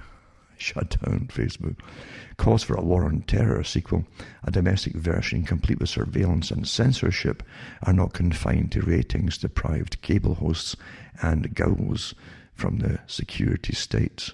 The Wall Street Journal reports that Mr. Biden has said he plans to make a priority of passing law against domestic terrorism, and he has been urged to create a White House post overseeing the fight against ideologically inspired violent extremists and increasing funding to combat them. And it'll go right down to just speaking, you see. They want to censor all speech. I hope you understand it. Well, you cannot have democracy and censoring speech. You can't have it. It doesn't work. You either have totalitarianism, and tyranny, or you have democracy. And in democracy, you've got to tolerate all kinds of speech. Why would such new terrorism laws be needed in a country that already imprisons more of its citizens than any other country in the world as the result of a very aggressive set of criminal laws? What acts should be criminalized by new domestic terrorism laws that are not already deemed criminal? They never say, almost certainly, because, just as was true of the first set of the new war on terror laws, the real aim is to criminalize that which should not be criminalized: speech, association, protests, opposition to the new ruling coalition. And this article is quite lengthy, actually, but I'll put it up for those that want to read it for themselves. I've only read maybe a third of it, maybe less. But it's on the money, and it's put out by someone who's had his share of it too. That was Glenn Greenwald. So he knows he's not some amateur journalist here. Telling you what's coming down the pike and what is happening in real time now, right? This is not something from the future. Remember, all these laws too are immediately expanded as soon as you put on the books to include all kinds of things, or even, what were you thinking when you said that? I'm not kidding you. This is where it's all supposed to go. Thought crime, Thought crime. Own think. You have your own think. Was that your opinion? Or did you get it from someone else? This article here ties in with it too. When you see everything working together, under different names and different departments, it's all the same. It's one organization. And this is from the Rutherford Institute. It says, in the shadow of that hideous strength, the UN's proposed alliance with big data to know where you are and what you're doing. And this is from 2016. Oh, it's old news. Well, no, this is relevant today. There is no such thing as old news, folks. This is the age of crony capitalism married to scientific research. With the sword of the state blazing the way, enter that hideous strength and C.S. Lewis's scathing yet prophetic portrayal of a science unhinged from objective truth and sold out in the pursuit of power. What we're hearing today, COVID, science is the ultimate God and truth. You can't argue with science. Despair of objective truth had been increasingly insinuated into the scientists' indifference to it, and a concentration upon mere power had been the result. Dreams of the far future destiny of man were dragging up from the shadow and unquiet grave of the old dream of man as God. That hideous strength, page 203. Lewis's not-so-science fiction work haunted me that last April when I served as a non-governmental organization representative to the UN's Commission on Population and Development. The theme for 2016 was in enhancing the demographic evidence base. In other words, the Commission was concerned about data, accurate data you can sink everything, your teeth into, and track population movements, contraceptive usage, and a country's overall amount of harmful alcohol consumption. The UN wants to know everything about everybody. They seek a level of omniscience unprecedented in the world's history, all as a crucial part of their grandiose, audacious, sustainable development goals for 2030. But convincing someone to sell their freedom requires some big promises. How about Sustainable Development Goal number 1? End poverty in all its forms, everywhere, for a starter. The UN's Commission on Population Development is one of 10 commissions in the Economic and Social Council. That's ECOSOC. It all smacks of George Orwell's 1984. I think the Eurosoc and so on. So this is it here. It's EcoSoc here, right? Ranging anywhere from the Forum on Forests, that's UNFF, that's the United Nations Forum on Forests, and Status of Women, which is UNCSW. Through starched, dry, and benignly entitled commissions, the UN elite seeks to control the economic and social development of the world. The fundamental philosophy undergirding EcoSoc is collectivism, relying heavily upon top-down central planning by self-interested bureaucrats, each with a pet issue to peddle. But the stubborn thorn of all central planning has always been limited knowledge. The UN is now making a concerted effort to overcome that hurdle by making use of big data, as if to only make matters worse, the economic elites and the cosmopolitan bureaucrats finally may have enough information to make subpar sovereignty ceding harmful decisions and thereby forever proving Hayek right. And I think Hayek, in The Road to Serfdom, said, central planning owes its present strength largely to the fact that while planning is in the main still an ambition, it unites almost all the single-minded idealists, all the men and women who have devoted their lives to a single task. The hopes they place in planning, however, are the result not of a comprehensive view of society, but rather of a very limited view, and often the result of a great exaggeration of the importance of the ends they place foremost. It would make the very men who are most anxious to plan society the most dangerous if they are allowed to do so, and the most intolerant of the planning of others. And that's from The Road to Serfdom, page 55. According to a 2015 report, Ban Ki-moon, Secretary General of the UN, boasted that the MDGs, Millennium Development Goals, which ended up being in Agenda 21, by the way, got blended in with them, helped to lift more than 1 billion people out of extreme poverty. The claim failed to reference probably the most important factors in the reduction of global poverty, the growth and privatization of both China and India over the last several decades. Nothing to do with the UN, you see. As an economist commented, 3/4 of the gains made in reducing extreme poverty are attributable to economic growth in China and India, not to any particular effort by the United Nations.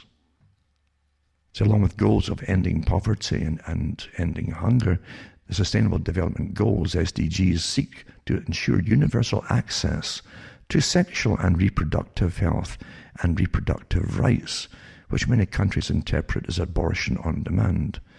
A sustained effort, especially by developed countries, to control and limit world population, not to forget combating climate change, increasing the use of renewable energy, and the picturesque Goal 16, which is to promote peaceful and inclusive societies for sustainable development, provide access to justice for all, and build effective, accountable and inclusive institutions at all levels. It sounds so nice, or does it? An integral component for the UN's SDG aspirations are their ability to measure progress. All this requires data, massive amounts of it. This includes traditional sources such as census surveys, civil registration, but also big data. A UN report, and the links are all here, by the way, in this article, from the UN, listed current projects to exploit big data and gather information, including mobile positioning data for tourism tracking, mobile phone data for commuting patterns, tweet analysis, and smart meters for analyzing the structure and size of households, among countless others. EcoSoc released in 2015, and the link is for this one is here too, report of the Global Working Group on Big Data for Official Statistics.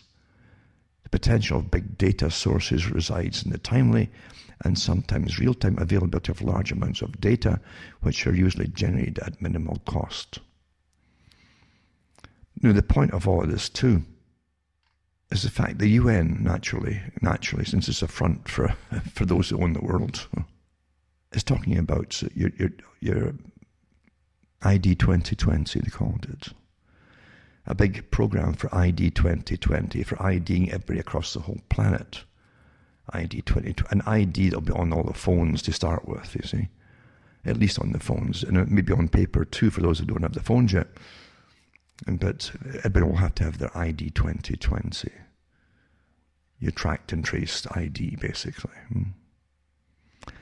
So, yeah, the UN is a big part of it, naturally. Yeah.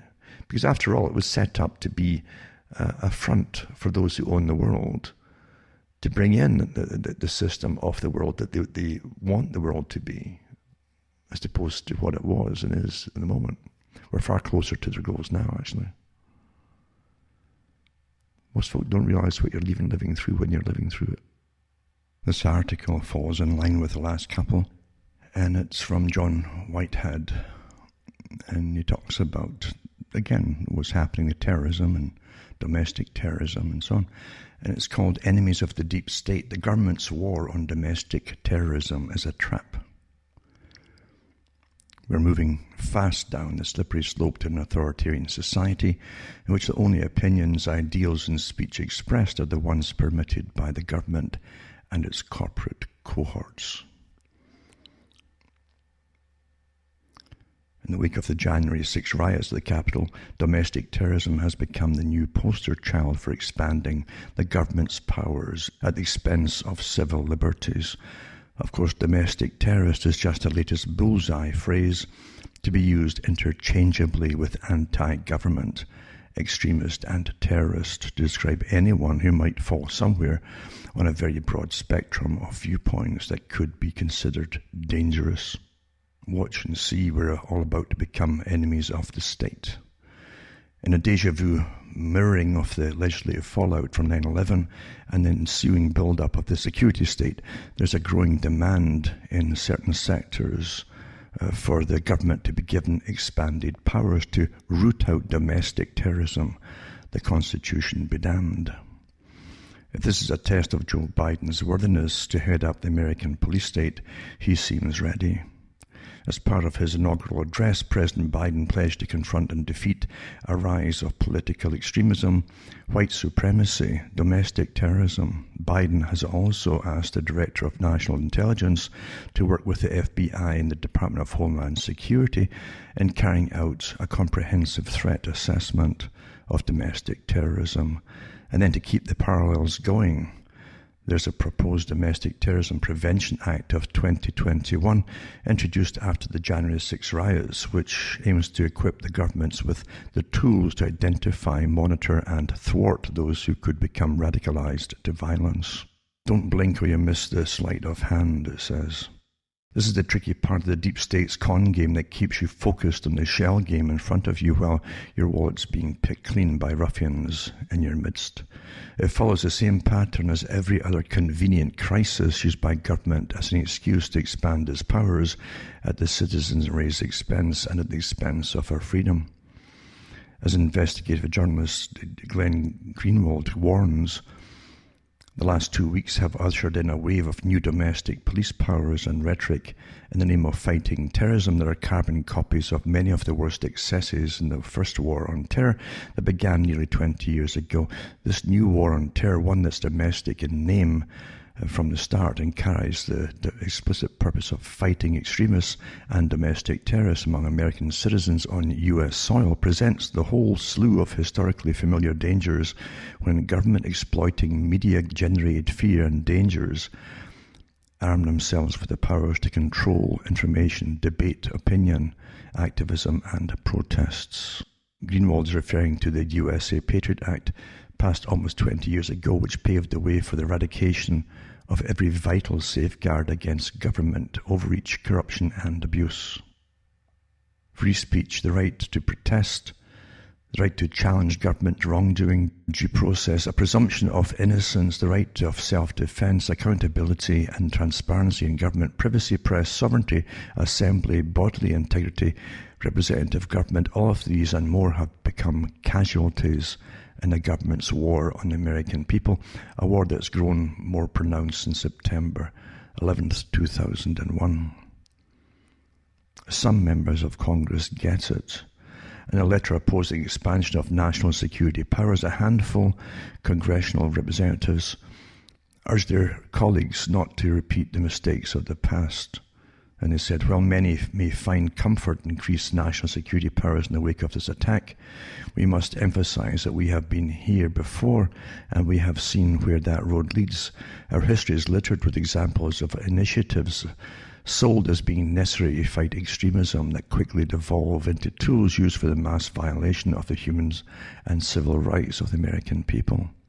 To expand the government's national security powers once again at the expense of the human and civil rights of the American people would only serve to further undermine our democracy, not protect it.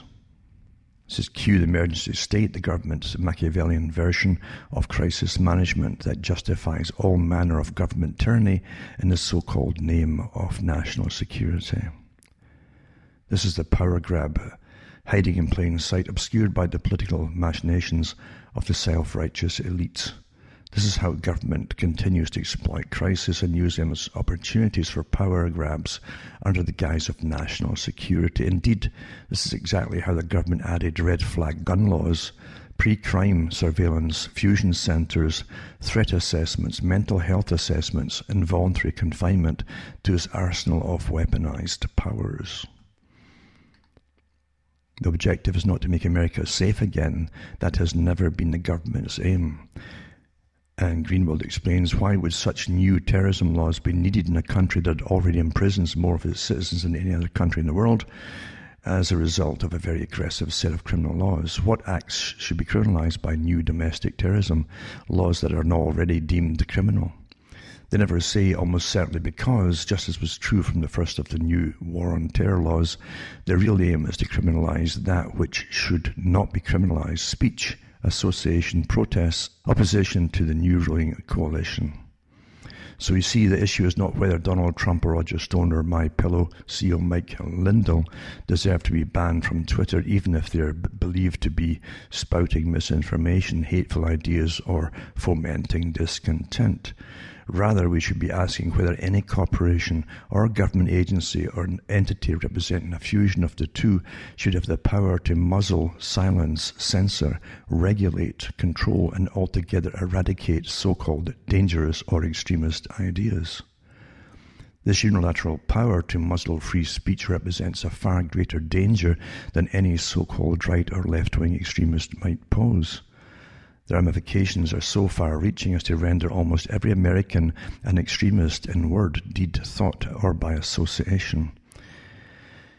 Yet where many go wrong is in assuming that you have to be doing something illegal or challenging the government's authority in order to be flagged as a suspicious character, labelled as an enemy of the state, and locked up like a dangerous criminal. Eventually, all you will really need to do is use certain trigger words: surf the internet, communicate using a cell phone, drive a car, stay at home, purchase materials at a hardware store, take flying or boating lessons, appear suspicious, question government authority, or generally live in the United States. The groundwork has already been laid. The trap is set. All that's needed is the right bait. With the help of automated eyes and ears, a growing arsenal of high-tech software, hardware, and technique, government and propaganda urging Americans to turn into spies or snitches, as well as social media and behavioral sensing software. They actually have that out, behavioral sensing software. The links for that, by the way, are here for the articles. Government agents have been busy spinning a tricky spiderweb of threat assessments, behavioral sensing warnings, flagged words, and suspicious activity reports aimed at snaring potential enemies of the state. It's the American police state's take on the dystopian terrors foreshadowed by George Orwell, Aldous Huxley, and Philip K. Dick, all rolled up into one oppressive pre-crime and pre-thought crime package. What's more, the technocrats who run the surveillance state don't even have to break a sweat while monitoring what you say, what you read, what you write, where you go, how much you spend, whom you support, and with whom you communicate. Computers, by way of artificial intelligence, now do the tedious work of trolling social media, the internet, text messages, and phone calls for potential anti-government remarks, all of which is carefully recorded, documented, and stored to be used against you someday at a time and place of the government's choosing. For instance, police, and all the links are here for these articles that's mentioning here. Police in the major American cities have been using predictive policing technologies that allows them to identify individuals or groups of individuals most likely to commit a crime in a given community. These individuals are then put on notice that their movements and activities will be closely monitored, and any criminal activity by them or their associates will result in harsh penalties. In other words, the burden of proof is reversed. You are guilty, right? Before you're given any chance to prove you're innocent. So it's sort of changed around what it used to be. Innocent proven guilty, so now you're guilty and proven innocent. Dig beneath the surface of this kind of surveillance police state, however, and you will find that the real purpose of pre-crime is not safety, but control. Red flag gun laws merely push us that much closer towards a suspect society where everyone is potentially guilty of some crime or another and must be preemptively rendered harmless. This is the same government that has a growing list shared with fusion centres and law enforcement agencies of ideologies, behaviours, affiliations, and other characteristics that could flag someone as suspicious and result in their being labelled potential enemies of the state. For instance, if you believe in and exercise your rights under the Constitution, namely your right to speak freely, worship freely, associate with like-minded individuals, and share your political views, criticize the government, own a weapon, demand a warrant before being questioned or searched, or any other activity viewed as potentially anti-government. It's true enough, the Constitution is looked upon as being anti-government today, isn't it? Racist, bigoted, anarchic, or sovereign, you could be at the top of the government's terrorism watch list. And I got links to these articles too, by the way, including the government's list and so on, from the New York Times. It says, moreover, as the New York Times editorial warns, you may be an anti-government extremist, such as domestic terrorist, in the eyes of the police if you are afraid that the government is plotting to confiscate your firearms. If you believe that the economy is about to collapse, there's another one too, you see, which, of course, you're wondering how it's still ticking along there, eh? Since it really is pretty well shut down altogether. And the government will soon declare martial law, which they probably will have. That's what the Emergency Powers Act is using right now. Or if you display an unusual number of political and or ideological bumper stickers on your car. According to one FBI latest report, you might also be classified as domestic terrorism threat if you espouse conspiracy theories, especially if you attempt to explain events or circumstances as the result of a group of actors working in secret to benefit themselves at the expense of others, and are usually at odds with official or prevailing explanations of events. Additionally, and the links are all here, by the way, in this article, to other articles from authorities. Additionally, according to Michael C. McGarrity, the FBI's Assistant Director of the Counterterrorism Division, the Bureau now classifies domestic terrorism threats into four main categories: racially motivated, violent extremism, anti-government, anti-authority extremism, animal rights, environmental extremism, and abortion extremism. It's amazing, really, when you look at what governments do, and they can declare war and have you off. That's not a conspiracy, of course. That's not extremists sending you off to war. And then they close your whole nation down, stop all the economy and tell you to stay in your... That's not extremist either, is it? But they're going after you for complaining about it. This is something I'm Monty Python. This is, in other words, if you dare to subscribe to any views that are contrary to the government's, you may well be suspected of being a domestic terrorist and treated accordingly. Again, where many Americans go wrong is in naively assuming that you have to be doing something illegal or harmful in order to be flagged. And that's the truth. Most folk don't realize it. And targeted for some form of intervention or detention. In fact, U.S. police agencies have been working to identify and manage potential extremist threats, violent or otherwise, before they can become actual threats for some time now. in much the same way that the US Patriot Act was used as a front to advance the surveillance state, allowing governments to establish a far-reaching domestic spying program and turned every American citizen into a criminal suspect, the government's anti-extremism program renders otherwise lawful non-violent activities as potentially extremist. In fact, all you need to do these days to end up on a government watch list or be subjected to heightened scrutiny is by using certain trigger words, and they mention the trigger words, by the way, which is true. They actually have ones which will flag you, and some of them are rather, you never think of it, in fact. It says, surf the internet, communicate using a cell phone, or limp or stutter, or drive a car. The links are here to these, by the way, from official sites and so on, from government.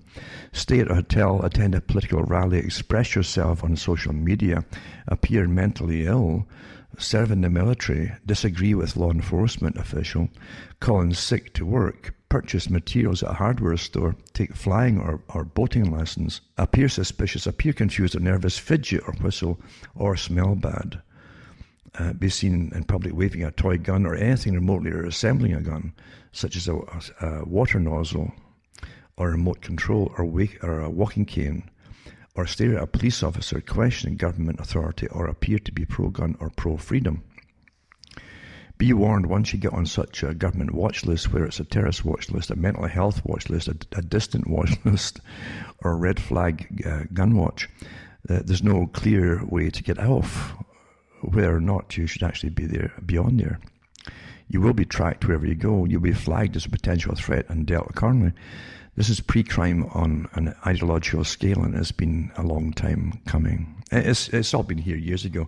I remember when they did the movie Minority Report, a nice science. I think it was Philip K. Dick too did that one, for one of his novels. But it did, it was to show you that they're working on pre-crime and stopping. They treat you as guilty before the crime actually happened, and they'd arrest you before it happened. Because they just knew it was going to happen, or a good idea that it was going to happen on a certain percentage basis of so much percentage possibility or probability.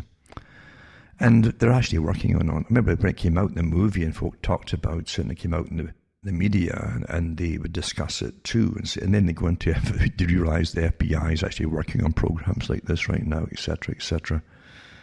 And all countries, of course, are doing the same thing at the same time, right? In this day and age.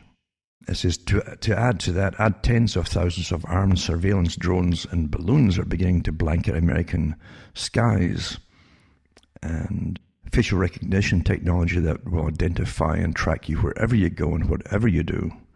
I don't know if you've seen the ones from China. They had some almost like ads put out by China. They like to boast. They showed you these glasses that the police wear at railway stations and airports and places, but they can use them in the streets. And everybody walking by, a little box would come up with the number, their name, and the whole thing, and who they were, and the glasses. This is getting to be old stuff already. And whatever they have, of course, we've already got in the West as well, and they're using it. It's just to add to that, tens of thousands of armed surveillance drones and balloons are beginning to blanket American skies, facial recognition technology. And then to complete the picture, toss in the real-time crime centres being deployed in cities across the country, which will be attempted to predict crimes and identify so-called criminals before they happen based on widespread surveillance, complex mathematical algorithms and prognostication programs. Hopefully you're starting to understand how easy we've made it for the government to identify, label, target, diffuse and detain anyone it views as a potential threat for a variety of reasons that run the gamut from mental illness to having a military background to challenging its authority to just being on the government's list of persona non grata. There's always a price to pay for standing up to the powers that be. And he mentions his book, Battlefield America, War on the American People, and so on. But it sums up pretty well what's happening. It's been happening for years. Nothing happens by chance by itself at the time.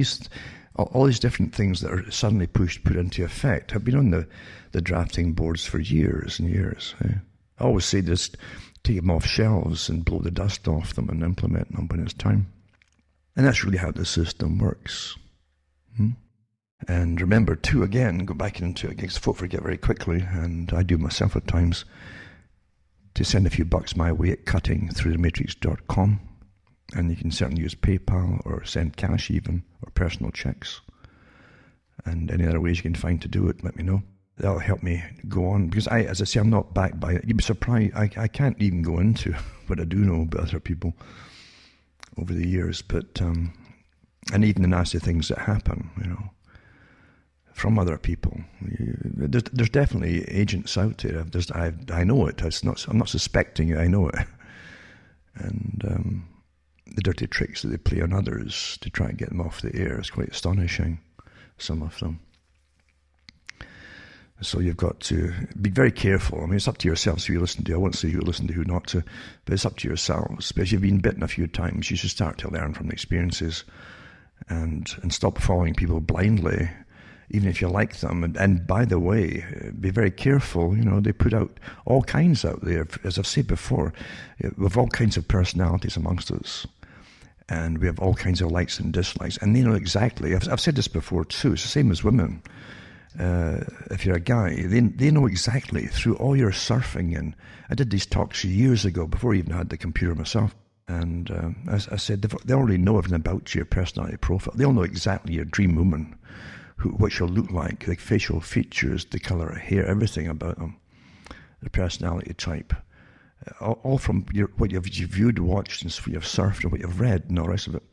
That's how they do it, So they know exactly for whatever you're really into and what you like. They've got something ready for you already, ready made. It's like walking into the world's biggest tailoring shop. Whatever size, shape you are, they've got a suit made for you already. It's there for you to walk right into, just for you.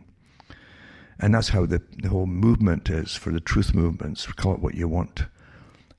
They literally have them. There are lots of people sprinkled in there amongst all the regular ones. There's genuine ones, but lots of fake ones too, that are well funded. They'll appear as honorary folk, and they'll be trained to be likable and presentable. And the women will go for certain ones, the guys will go for others. And this is how it's all done. So be very, very careful. You'll know by the cons that they push. If they're promoting the same kind of things that got a lot of folk in trouble already, you should be very wary, at the very least. And it's happened a couple of times. Then it's fool me once, shame on you. Fool me twice, shame on me. And you really can't help people, because they'll start to like people, even though they're getting used or fooled or set up. And they will get used and set up again. As I say, the internet now is a minefield. It really is a minefield. There's so many people, way too many folks, just talking. That's fine, talking, but the problem is too, it ends up like a huge circus with all kinds of folks shouting, screaming, laughing. It truly is like clowns and jugglers and acrobats, and that's what you end up getting for alternate news. Everyone wants to be a performer rather than just get on and talk. They want to be a performer of some kind. And it's probably saturated now too. Remember, I read, as I said earlier in the talk, that I spoke years ago about, from the government websites, where they talked about eventually in information warfare, they would have information overload, this data overload. And data's data. It doesn't mean it's true, false, right? It's data. It can be gibberish, doesn't matter. And there'd be overload with it until it would just bog folks' minds down eventually, till they'd have to tune out to keep their sanity. And we're almost there already, of course. We know that too. So be careful what you listen to and what you're wasting your time with, and whoever's using you. When you hear the same people, even if there's 50 of them all parting the same messaging, you can pretty well realize they're getting it from the same source. That's what they call their echo chambers. And some of the bigger ones finance hundreds and sometimes dozens, sometimes hundreds of other bloggers out there to part the same stuff as their part. You wouldn't believe what's going on. You understand what they're doing now with the articles I've just read about going the next step for total control. It's just that. They've already been under pretty well total control. and under massive surveillance, even before 9/11. You know. Governments have never spared any amount of your own tax money to spy on you. It's awfully important to know what's going on. Even before the internet, they had thousands of their own agents scattered through London, as an example. I remember reading an article years ago on the air at the time. And that's about 5,000 of them across London. They had them across other countries that used to belong to the British Empire as well. Thousands of them, and they would go into bars and coffee stores and even live in the streets and listen to the gossip and the chat, and that's how they get the feedback of what folk were thinking, what they're talking about, what they're complaining about, what they were worried about, what they were going to do to try to combat government interference in their lives or higher taxes, whatever. They always go, nothing takes government by surprise, folks. That's why. As information gathering. Jack C. Lull talks about it. The 1950s, across the whole of Europe, they had what they called Cardiac systems. And these were, you'll see these rotary type systems with the cards in them. But they had buildings with this stuff. Every country, including Britain, had them. And they'd have the data on every citizen that they could, or they did whatever they could collect from school. You don't realize in school, even teachers' reports were all being collected on the different individual children. Any little test that they gave them, little IQ tests, were all collected and put in the cardiac system. Troubles that the children had, truancy, things like that. Anything at all that was displayed was all noted personality-wise and so on, and put in their cardiac system. And when they left school, their employment records, their marriage records, even their affairs records, were all the intimate stuff that could be gleaned from folk living in your communities and your streets was passed along, folks. 1950s onwards. And that's why government never loses control. Nothing really takes it by surprise. You know. And most of governments show the politicians are not the bosses. They're there to take the tomatoes that are thrown at them until you're fed up and you get another group that you vote in, and then you start with them again, going round in circles. That's what politicians are there for. They know they're serving a higher power, you know, higher than the general population, put it that way. And again, you had the same things coming from big players in the past who were more motivated in years gone by because of the superiority level, you know, and their attitudes as well, of writing in their own books what they thought of the general populations. They were rather open. Charles Galton Darwin is a great one to read, The Next Million Years. I've mentioned it so many times. I never get fed up reading it, in fact, because it reminds you remind yourself once in a while, we haven't progressed, they haven't got nicer to us, the masters, you know. They're the same ones then as they are today. And they have more means to implement the agendas that Charles Galton Darwin talks about. I mean, the rest of the people, again, to him were inferior. But his own class, his own type, were superior. They're the wild men. But even the middle class are irrelevant to him. He's talking about the ones who plan and direct and work with the teams that plan and direct the future. All of it. Economic, fashion, culture, everything. Legal, etc. That's how they do it. And they're wild. They're not inhibited by cultural norms, which they've forced upon you, in fact.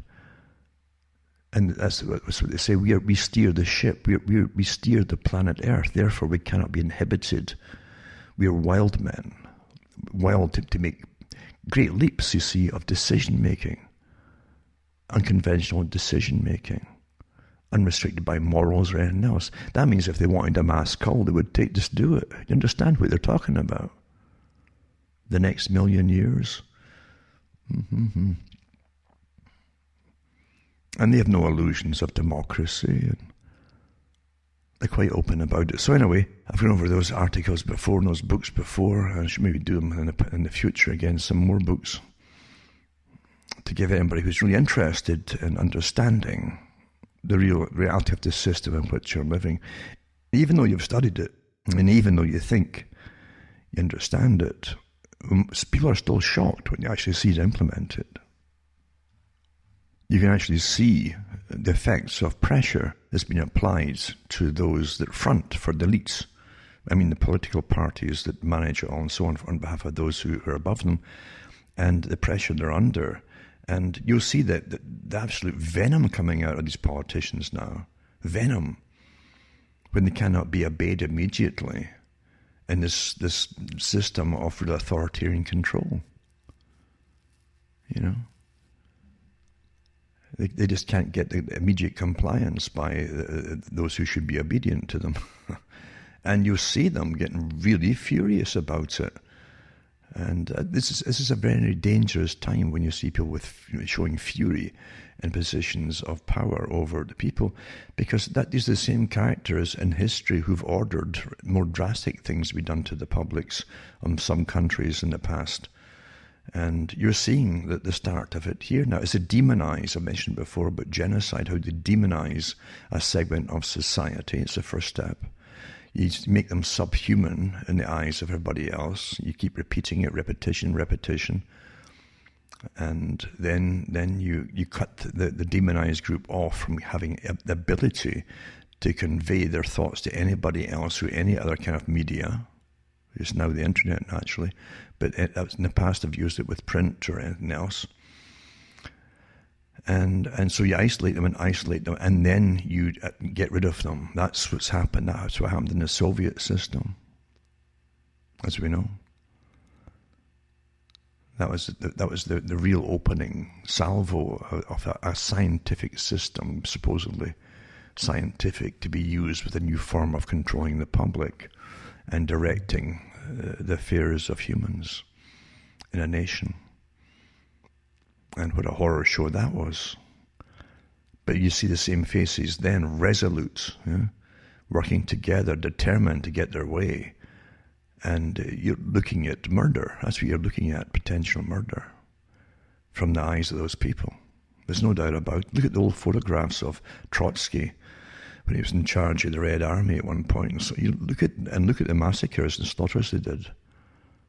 Oh. These guys weren't out to debate anything with anybody. They wanted immediate obedience and compliance, and even for those who often complied, they'd slaughter them just to show just to make a lesson out of them, for others to be terrified. There's a reign of terror. Dangerous when you see these things coming from government officials. I always say, when it walks like a duck and quacks like a duck, it's generally a duck. Forget the title. We're democratic or you're a republic. Forget the titles, folks, and look at what you're seeing. It's the same thing down through history. I'm using the US as an example. Every country was on board with the same agenda when 9/11 happened. How come that all the Western countries were on board with the same agenda, stripping all their people of rights and privacy rights and so on? That took pre-planning, understand? Just like the whole COVID exercise took massive pre-planning over years to get ready for all. And the right folk put in place at the right time before it all happens. That's so telling as well. Otherwise, you have differences of opinion in those in authority across the world in the same equivalent positions. But you don't. They're all uniform. And getting back to sending a few bucks, remember, take notes of my official websites at cuttingthroughmatrix.com in case anyone goes down, and hopefully you can still get them in one of my other official sites. Now, this article here is from the New York Times, and it's interesting because we've already read official studies put out by virologists and epidemiologists talking about vaccine reactions at times, how it can cause massive autoimmune responses in the body, where the body starts creating part of the immune system will attack its own cells in certain parts of the body. I mean, rheumatoid arthritis is a classic example of that. And it's interesting too that since the vaccination started, you've already had people coming down with certain symptoms that they, to do with autoimmune body actually attacking. With that one doctor, the obstetrician in the States, who after getting the vaccine about 2 weeks later, even before 2 weeks was up, he was admitted to hospital, got very, very sick, and his wife said that his platelet count when he was admitted was at 0 for blood clotting, and he eventually hemorrhaged to death and had a massive stroke that finished him off. But before that, he was perfectly healthy. So your own immune system can definitely, and by the way, anything negative about the vaccine is going to get hammered. Because remember, this is a war. Using full Emergency War Powers Act to go after anybody who says anything that's not been authorized by the establishment.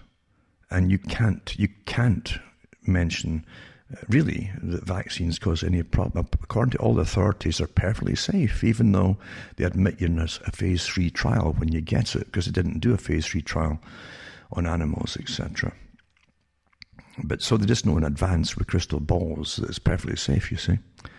And anything that counters that, like folk dying, got nothing to do with the vaccine. It's all coincidence. That's what they're telling us in article after article. So there's an article here. It got me thinking too, because now that you're seeing the effects of certain physical maladies occur after vaccination, never mind anaphylactic shock and the immediate effects, for some people anyway. You're getting the other ones with massive temperature rises and so on that go on for weeks and can end up really badly. That they're trying to say now that this is because of the COVID, these symptoms. This is from New York Times. The coronavirus can warp the body's defenses in many ways, disarming the body's early warning systems, for example, causing immune cells to misfire.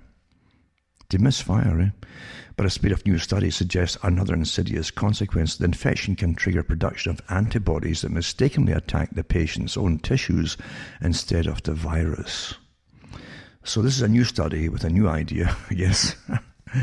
But the folk weren't seemingly coming down with that before, say last year. But again, coming down with it now. So it could be a cover for what's happening after you get you-know-what. Obviously. That's what I would say it would be. It's obviously a cover for it. Why are they bringing this report out now? It says that the report was published online this week and suggests that so-called autoantibodies can persist for months after the infection is resolved, perhaps causing irreparable harm. If other studies confirm the finding, it may explain some of the lingering symptoms in people who have recovered from COVID-19. Now, here's what they're saying. I don't know if you ever saw the movie, a comedy called Joe versus the Volcano. Quite a good comedy, actually. Kind of fantasy comedy.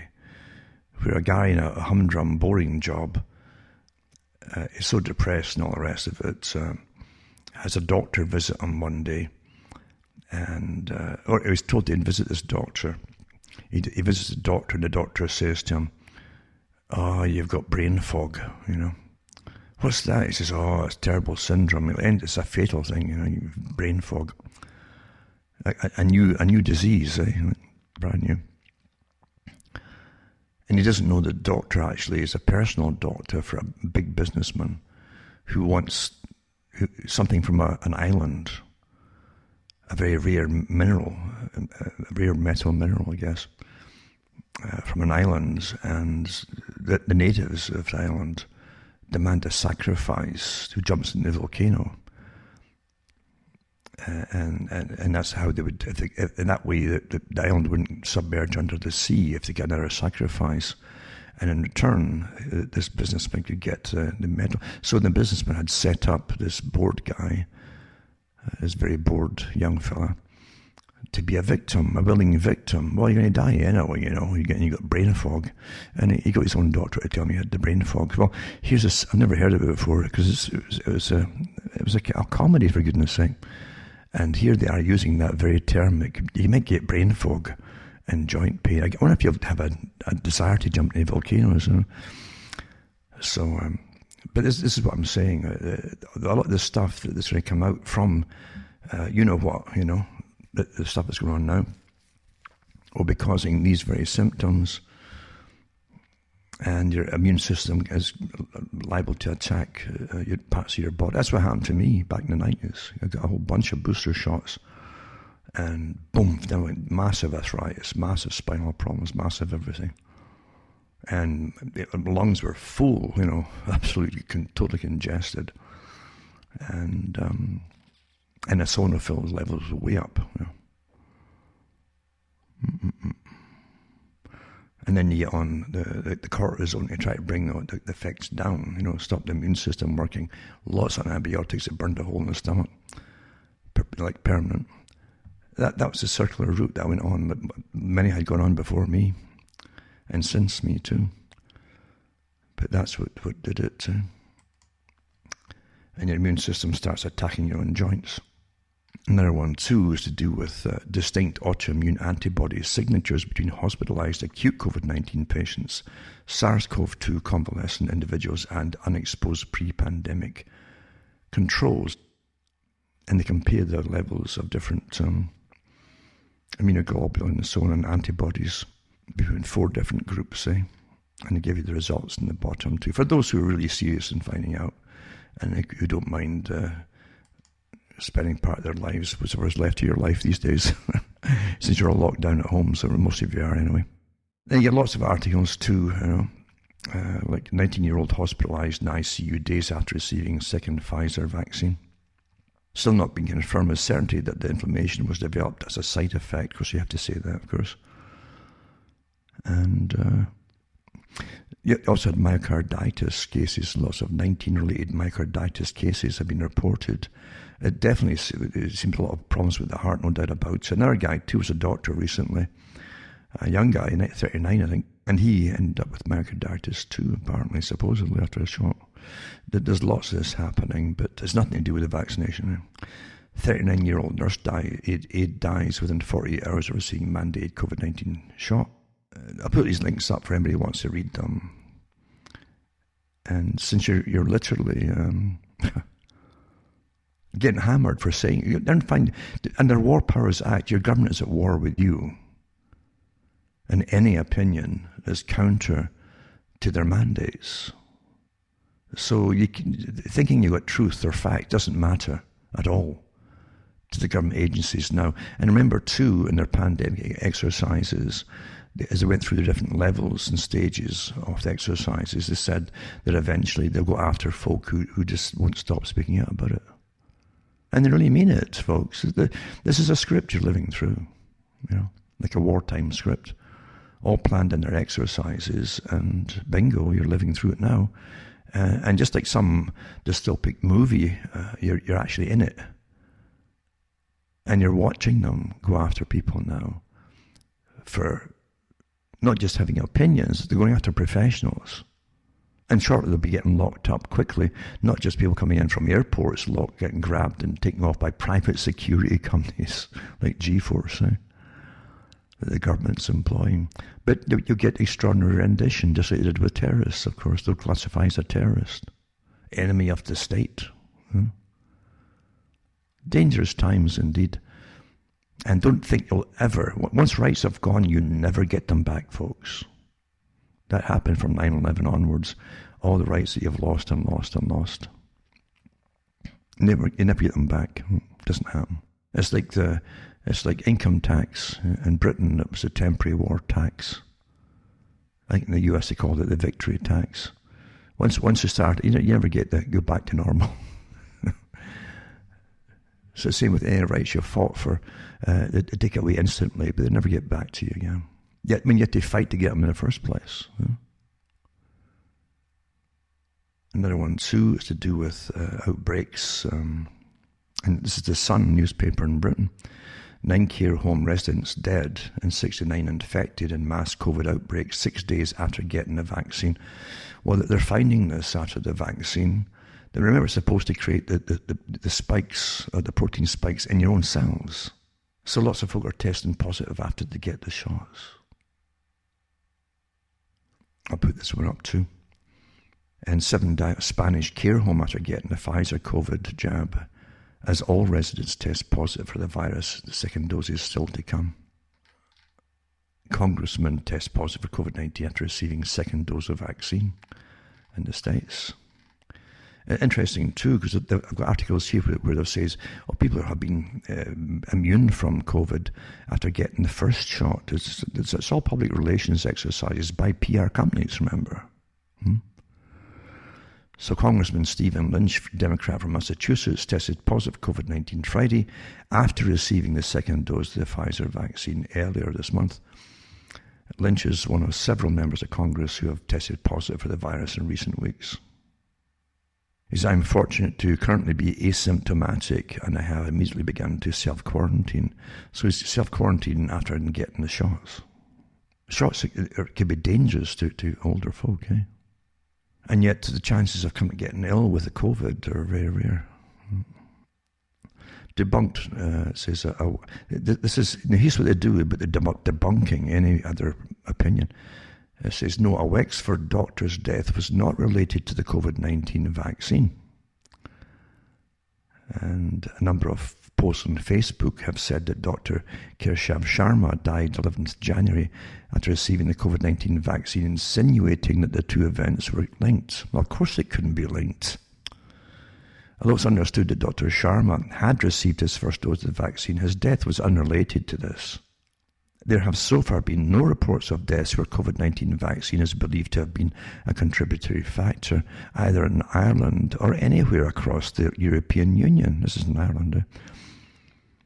One social media post shared more than 300 times claimed that the doctor was found dead after COVID vaccine and linked his death January 11th with the vaccination a number of days before. This is misleading and an inaccurate outline of the situation. The Health Products Regulatory Authority, right? These are the ones who regulate and actually buy in vaccines. This is for medicine in Ireland. Confirmed there have been no reports of deaths. You can trust them, for which there were concerns about the COVID-19 vaccine. The HPRA has not received a report of a fatality for which there is a concern that COVID-19 vaccine had a contributory role. The HPRA told the Journal. So the HPRA published its first safety update in respect to COVID-19 vaccines, which provided an overview of reports of suspected side effects received in the period up to 18th of January. And so they have no problems with safety at all, even though it's experimental, right? Even though that once you get the vaccine, you've got that actually have you put down your name, number, age, the whole lot, probably your insurance number too, but they definitely have you down with the badge number the day you got the shot, and they want updates on you because you're part of the third stage of the experiment now, right? It's an experimental vaccine. So they can't say with any absolute certainty that they're perfectly safe if they haven't done the third. You are part of the third stage now. It's quite amazing times to live through, isn't it? It really is. It's so dystopic, this whole thing. Yeah? And then the article, Dr. Kershav Sharma, another article that says found dead after the COVID vaccine. But this article here only says he was 39 years old, doesn't mention anything about the vaccine, getting the vaccination at all in this other article. Strange how did we even miss that, or is it? And COVID, France restricts AstraZeneca vaccine to under the 65s. It's the latest recommendation from the EU member state approving the jab with such restrictions, citing insufficient data on its efficacy for older people. Would have had too many folk with bad effects after it. That was part of the reason. This is from BBC, by the way. Yeah. What did the French officials say? The health regulator said there was still not enough data about the effectiveness of the vaccine for patients over 65 years of age. But it's because they've had bad effects, reports of bad effects from a lot of people. European Affairs Minister Clement Beaune told the French radio Monday that the British were taking a lot of risks with this vaccination campaign by spacing delays between the two injections. Some of them, remember, were saying just to use one, get more of it. If they get one out, that's better than nothing. And then they were saying they should mix different makes together. Remember that a week or two ago? Then you had Fauci coming out contradicting both of them. I love how these scientists are all on board with their different opinions. This is what have other countries decided about AstraZeneca. It says last week Germany's vaccine commission said it could not recommend the use of the jab in people aged over 65. They refused to say why, even though other articles from other newspapers have mentioned why. But there you go. And again, BBC, again, COVID vaccines extremely safe, finds the UK regulator. There you go. They're extremely safe with mild expected side effects, says the country's drugs regulator. Some 22,820 suspected reactions were reported. I guess it's suspected, eh? Almost all were mild, such as a sore arm or flu-like illness. Meanwhile, I've got the list here, the official ones, with folk getting resuscitated and all the rest of it too. This is horrible what they're doing here, trying to pretend it's all quite harmless. When they've had, they've got people standing by with all kinds of jabs to try to bring you back again if you pass out and your blood pressure plummets. But and then at the bottom, they contradict themselves. Severe allergic reactions to the Pfizer-BioNTech vaccine can happen. Well, that's impossible. I've read other articles that says, no, they're perfectly safe. So here it says at the bottom, severe allergic reactions to the Pfizer-BioNTech vaccine can happen, but are very rare, between 1 and 2 cases per 100,000 doses administered. Experts estimate the MHRA received 101 allergy-related reports. Doctors already see people with a history of significant allergic reactions to ingredients in the Pfizer-BioNTech vaccine should not receive it. So there you go. So you make your mind up, and the same stories to tell you they're perfectly safe, yada, yada, yada. And booster shots to keep COVID mutations, and this is to be permanent forever, you understand, more and more shots and boosters. So booster, and that's what that Dr. Bell said, Professor Bell, whatever his name was in Britain. He was in charge of some of the vaccine there. And he's also on the SAGE group in Britain as well, and the Gavi group. But he did say that, I expect, he said last year, he said, I expect this will be a regular shot every year like the flu. So booster shots to keep COVID mutations under control, says expert, even though they're constantly mutating, which is probably pointless. I mean, viruses are the great robbers. They call it robbers, like magpies as well. It's another way to describe them, because a virus comes into your body from someone else's, and it'll leave behind in your body parts of cell RNA from other people's bodies. It'll grab some of yours and mutate a little bit, then it'll move on to the next person and leave some of yours in theirs. This is how it works. So you really can't have a standard thing against it. It'll constantly mutate anyway. Like a common cold, or even the flu. The flu is similar too. Even within the major strains, you have many, many variations of it. And this one you're seeing now with the COVID is just a variation under a particular strain. So Dr. Susan Hopkins said UK health experts are currently looking at what further protection might be needed against coronavirus variants among people who have already been fully vaccinated. Oh dear. So there you go. And it says the South African variant has more mutations than earlier strains. So there you go. Well, guaranteed business, big business, when government starts using your tax money to buy stuff from designated sellers. Great business. How many businesses can guarantee sales every year by the government mandating? If you make spades or shovels or hammers and chisels, and they could mandate you must buy theirs. Government mandates it. You can't fail then, can you?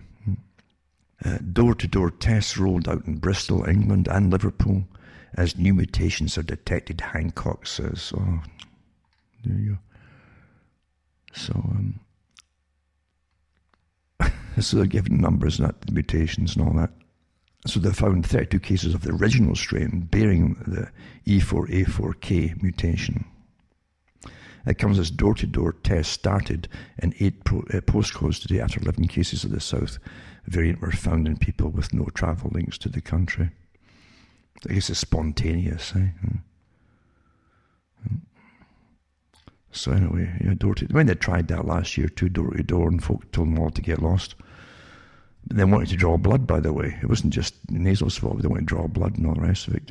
Oh, come on, this is intrusive stuff. And COVID-19 news, Britain. Keep indoors and use stockpiled food to stop mutant coronavirus spread. Postcodes are told. So that's Mr. Hancock again. He warned the residents of numerous UK postcodes that they shouldn't even be going to the shop to get food. I guess you starve to death then, eh? And you starve to death and they'll test you and find out you had COVID, because that's what they put you down as. Single dose of Oxford vaccine prevents hospitalisation with COVID for 12 weeks, trial finds. Eh? So you're experimenting. That's where they're coming out with the studies now. And again, Fauci in his articles are talking about just go ahead and get them the second vaccine, don't wait. So there you go. Vaccine passports and health passes is showing your papers the new normal. Well, of course, that's exactly where it's supposed to go. Totalitarian regimes always restrict travel. And this isn't going to be just for travelling abroad. That's how they'll put it across initially. But eventually it'll be your own local area, your communitarian little area. Because I gave these talks years ago from United Nations meetings that they had, talking about the future and your community, and you'll be a communitarian, part of the collectivist society, and you won't need to travel much, he said, with public transport for short trips, because, you know, it's bad for the environment, all that transport, and be no private vehicles anyway. They set an agenda for the 21st century, Agenda 21. Essential vehicles only. So they're going to have to, like, you know, all systems in the Soviet system, papers for traveling outside your own area, even into the next area. Well, it's all done with apps on your phone. And they boasted about that when last year from China that tried it all out. They were the test bed for all. And it's all to come here now, eh? And so, as I've said before, they can't. The WHO said before, a few years ago, they couldn't force people to take vaccines, but they could force you to comply with the demands to take it. See? Well, but you could go and get food if you took the vaccine first, you see, etc. You see? It'd be so easy, much easier if you just took the vaccine. You wouldn't have to have folk deliver it to your home and stuff, the food, no. Yada, yada. You might be able to go and meet people, maybe. You can't promise you will be if you take it, because they can't tell you. It's not going to stop you being a carrier or catching the virus, they said, with the vaccine. And then in the shadow of that hideous, I mentioned it before, the hideous trend, it's a good one. UN proposed alliance with big data to know where you are and what you're doing. A good article, and because that's where we are with it all too. Big data. And ID 2020, as they called it, which is now being implemented. They've had it on the back burner for years now, but it's definitely there today. Yeah. Now, Los Angeles. I mean, stuff is, as I've mentioned Monty Python quite a few times, because we're living in the absurd. Los Angeles County bans restaurants from turning on televisions. After a 2-month shutdown due to surging COVID-19 cases, not illnesses but cases, patio dining returned to Los Angeles County Friday, but with a new restriction forcing restaurants to turn off or remove all televisions from customer seating areas, a clear effort to prevent gatherings of sports fans. The country's revised health officer order also reinstates previous restrictions on outdoor dining, requiring servers to wear masks and face shields, limiting restaurants to 50% of patio capacity, limiting tables to more than 6 people, and requiring tables to be at least 8 feet apart. You should roll up one pant leg as well, eh? And maybe on a Friday, but not on a Thursday. Yeah. Or maybe on a Thursday in the afternoon, but not in the morning. You see, that's how much sense all this is. It's just nonsense. Eh? So, they don't want gathering and watching sports, for goodness sake, you know. No, tragic, yeah. It'd be tragic if the Super Bowl becomes a super spreader of coronavirus. Wow.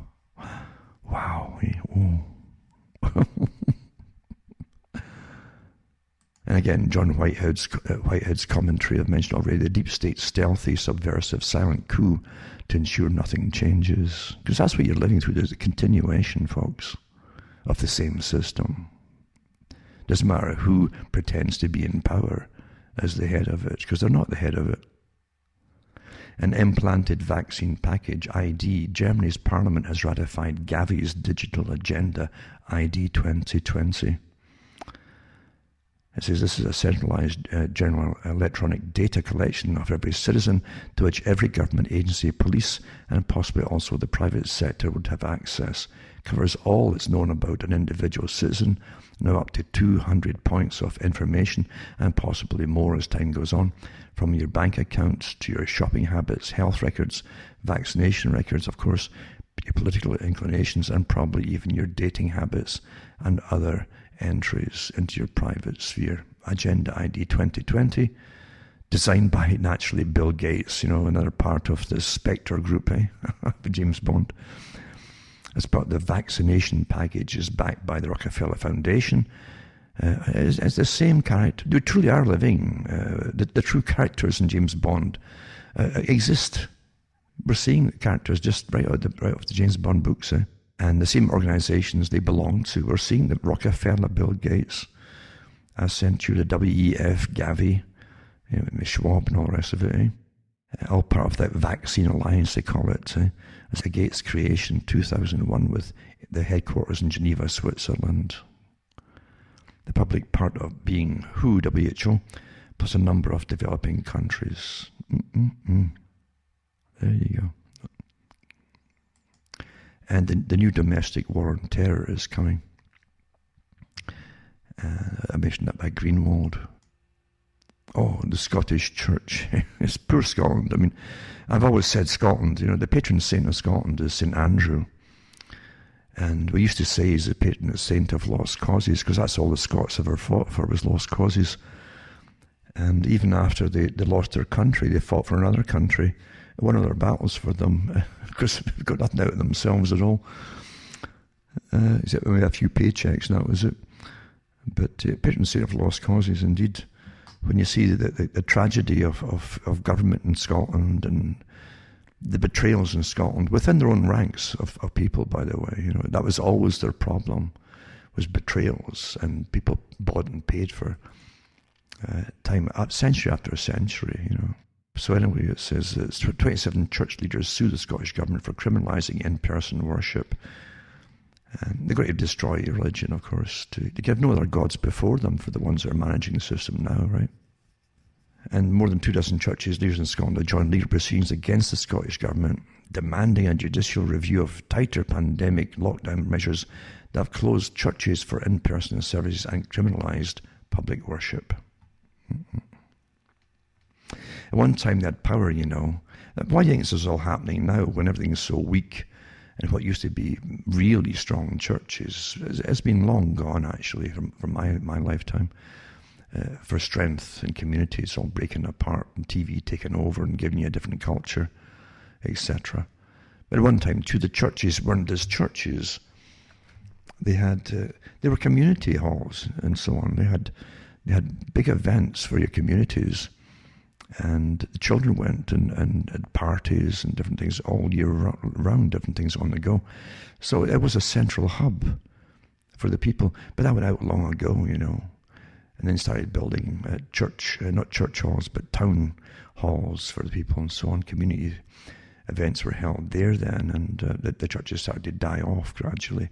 World War I definitely destroyed a lot of it. World War II finished it off for most folk. They couldn't understand why the state used the churches, which they certainly did, to help promote the ongoing war rather than just rebelling against going off the war. And so the churches were compromised completely, and the people just lost all faith in it because of their compromised positions, backing the state. The Church of England was a big backer of the wars, World War I and II. And Scotland wasn't far behind it with its churches too. They were already fragmented in Scotland big time, because in Protestantism you have schism after schism until they're all different, little tiny differences between different sects, some of them into the absurdities, in fact, of differences. And they lost their strength. The Catholic Church, again, suffered World War I and II because of the massive loss of life. And they couldn't understand why a deity would let things happen. They never understand that regarding deities, deity gives you free will. Otherwise, you'd be a robot, and you'd make your own choices, really. But it's true enough, when any church starts to back the state, they're going to lose a following. Now, there's also this article to do with the history of the BioNTech group that they seem to have, they've been patenting, I guess, on mRNA vaccines. But this one here is from Canada, and it's Global Research Organization. What's not being said about the Pfizer coronavirus vaccine? It says human guinea pigs, ? And it was published in December, but this is Bill Gates is actively financing and promoting new untested vaccines supposed to keep us at least somewhat safe from a ghastly death from the novel coronavirus, and supposedly allow us to resume somewhat normal lives. Well, that no one said we can go back to normal. In fact, Fauci was adamant last year about that. They would never go back to normal.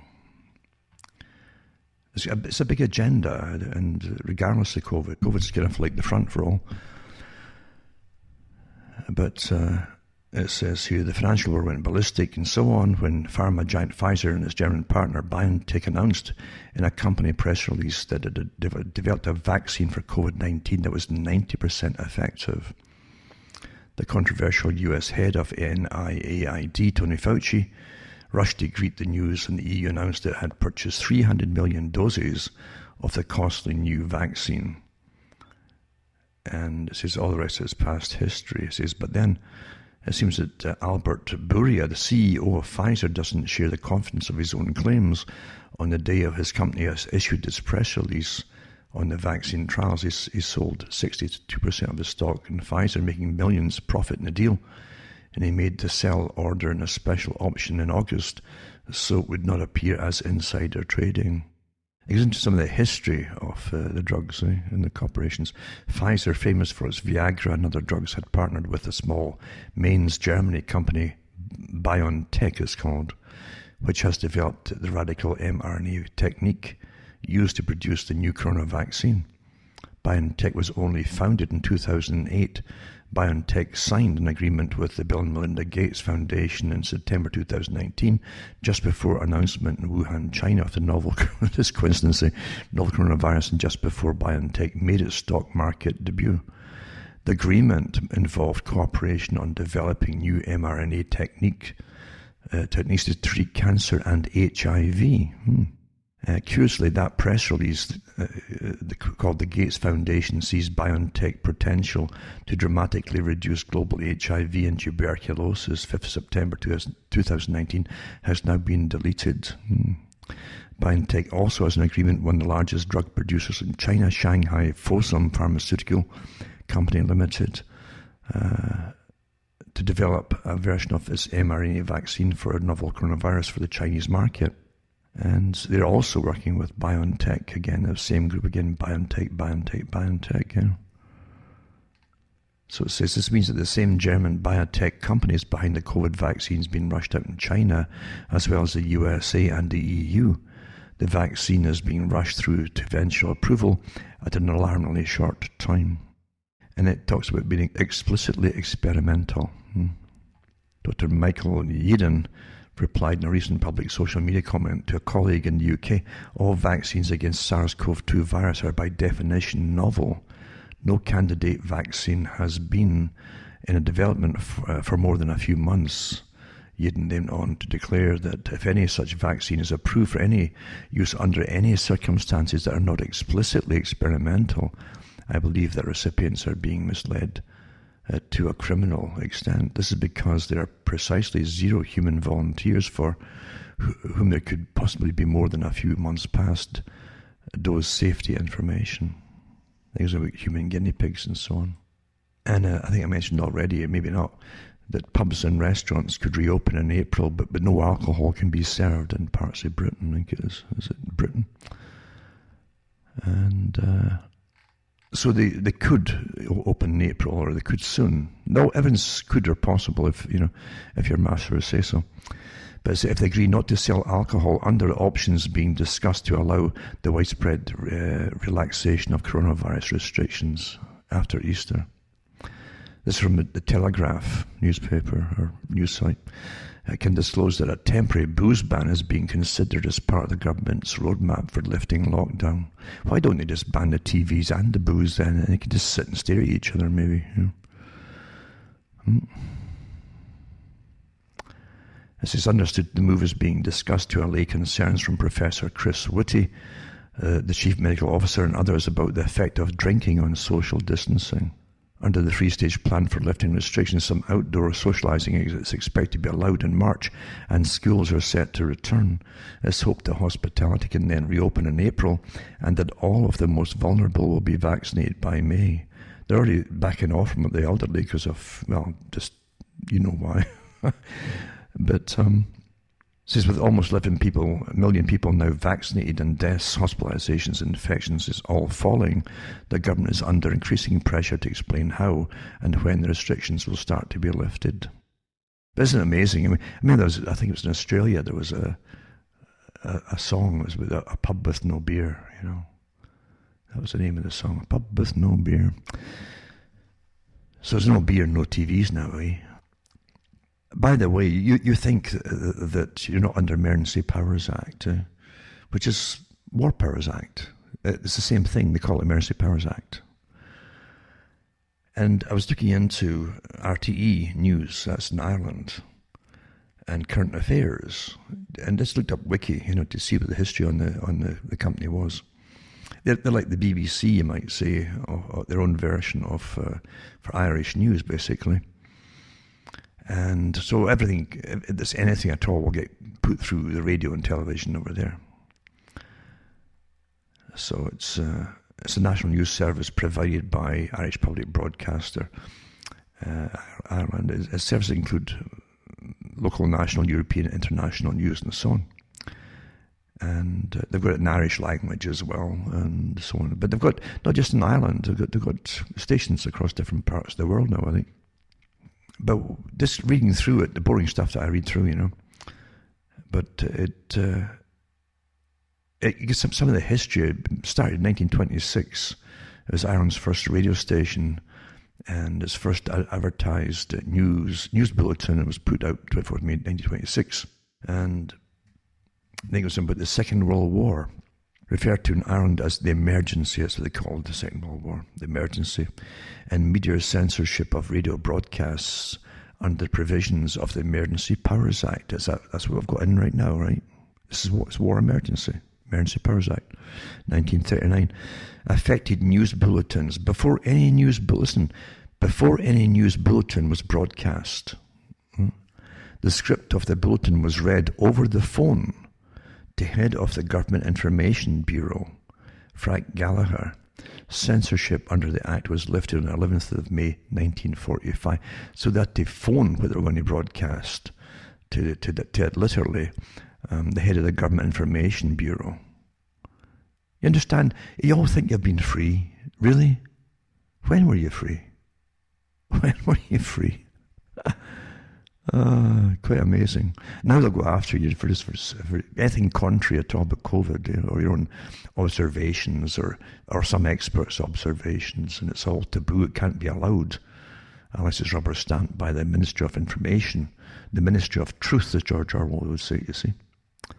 It's all here, isn't it? We're living through it all. And the farce is now reality. But it's dangerous, just like the dystopian comedies you would get too, a kind of Monty Python type idea like Brazil. You're liable to suffer extreme consequences for opening your mouth because you're not authorized to say anything or think anything. See, thinking can be dangerous these days, under tyrannies. You better start believing. We've seen this. You've read about it before, if you've read at all. Most folk maybe haven't these days, but Some of the older ones still have read about the old systems in the Soviet Union. Huh?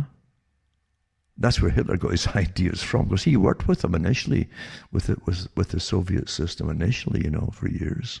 Don't forget, Hitler started off as a socialist, National Socialist, and found out how they managed to deal with dissidents in the Soviet system.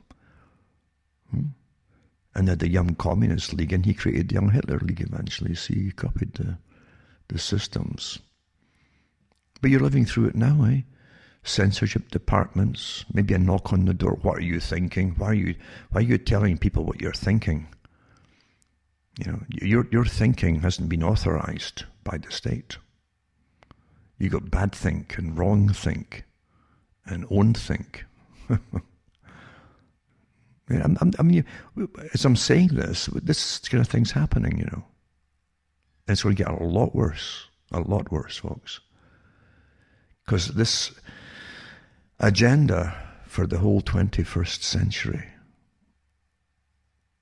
to be completed all through the century, step by step, stage by stage, has to be done. The masters have decided it, and the masters always get what they want.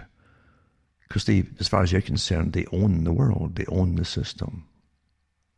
I've heard small bankers, like international ones, who go for big branches to go across the world for their branches internationally. And I remember one telling me, he says, the ordinary folk would be nothing with us, banker, nothing. We make their businesses work, That's, the arrogance would knock you off wherever you're standing on or sitting on. And that's how they talk. And that's the lower echelons. That's the folk who are now up there. They're maybe in the managerial class, but that's about all. They're not way up there for the big banks that we above them in the central banking systems, the big private ones. They see the world as theirs, understand? And you're in it. You're in their system. It's like that movie about the CIA startup. The Good Shepherd, I think it was. Quite a good movie, actually. Bit slow in some parts, but you get the gist of it all, of how the systems work and the dark arts, as I say, of the MI5, MI6 being taught to this beginning group of the CIA that came out of the OSS. And there's some good little statements in it when the new head of the CIA goes to make some deals with the mafia. The CIA has always been in bed with every possible criminal organization. They use them, even for drugs and things like that.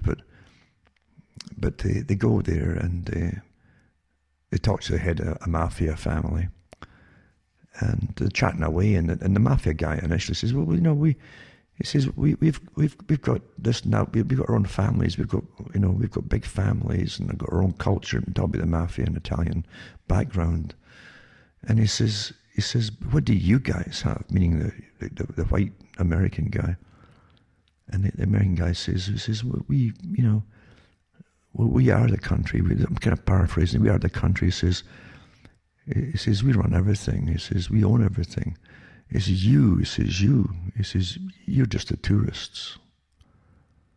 But they're showing the arrogance of those who get up the ladder and who are into systems who are quietly controlling behind the scenes so much of your existence, and you don't know it. But they themselves are only doing it if you're a worker for them. Like the head of the CIA, you're a worker for them. You're not the boss. The dominant minority are way above that. That's how this system really works. But the arrogance is incredible, truly. Also, Cardinal Mueller decries the Great Reset, and he talks about big capitalism merging with China, which is, of course, it's emerging because the West created modern China. But anyway, he says it's absolute control of thought, speech, and action. Well, yes, he's right. China didn't start itself up, folks. We gave them all the factories through free trade agreements and made China the most favored nation trading status to give them all the breaks and taxations and things. And we funded the factories to move over there and set up. I tell you.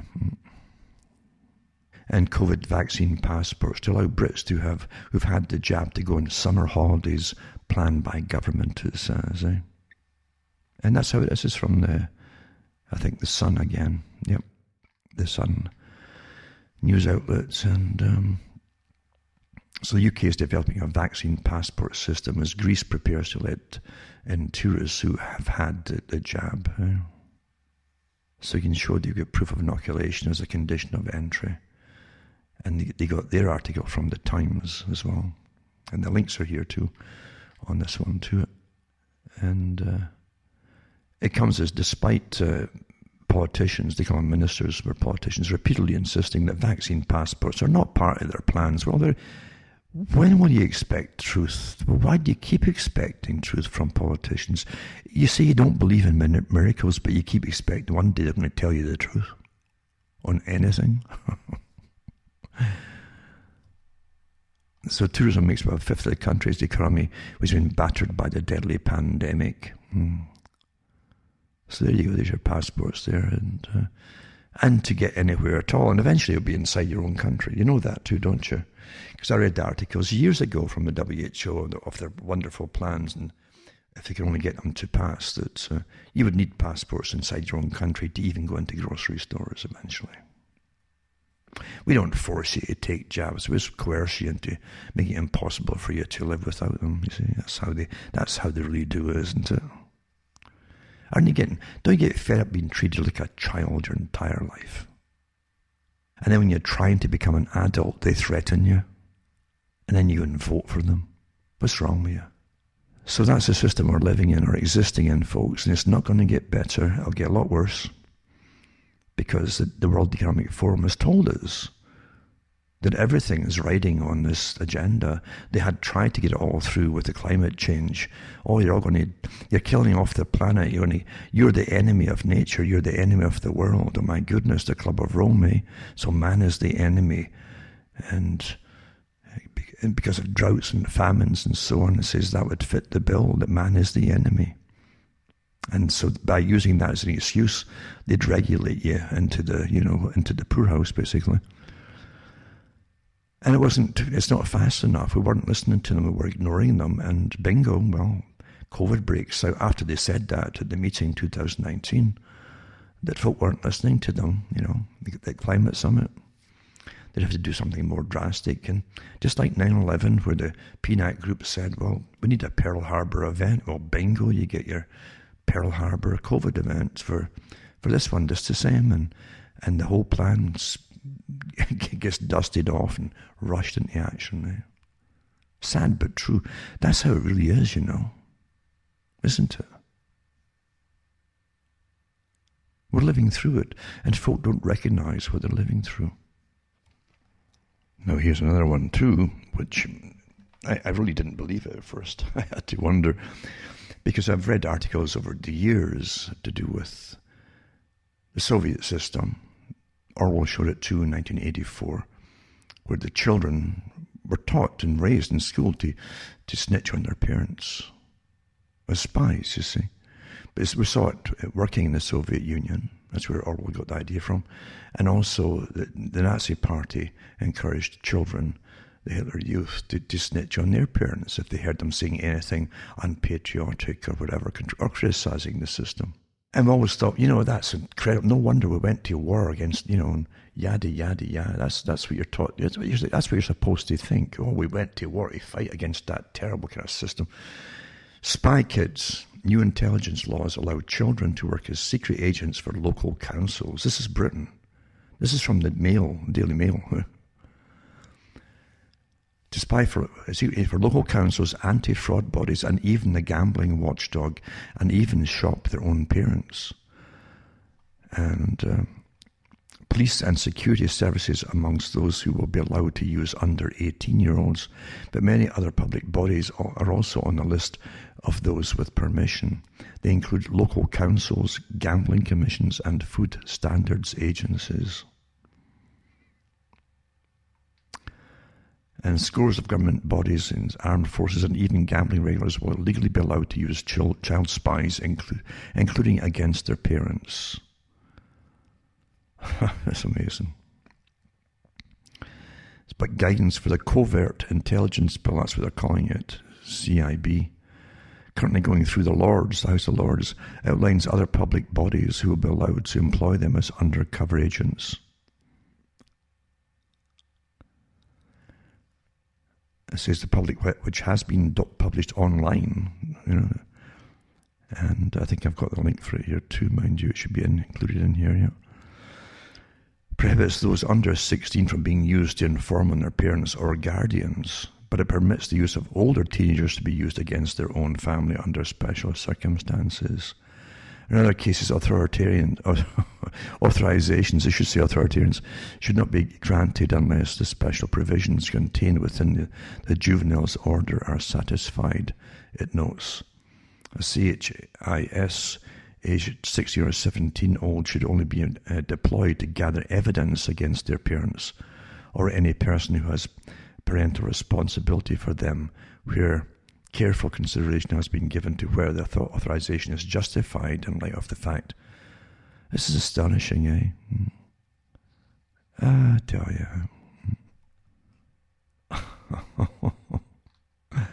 And so immediately they changed this is how the psychology is used, eh?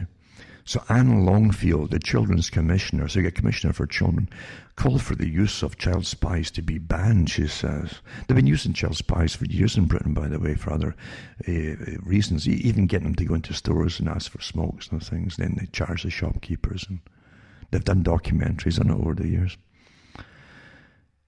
And some make their living. Some of these children make a living on that. That's how they get their cash going in.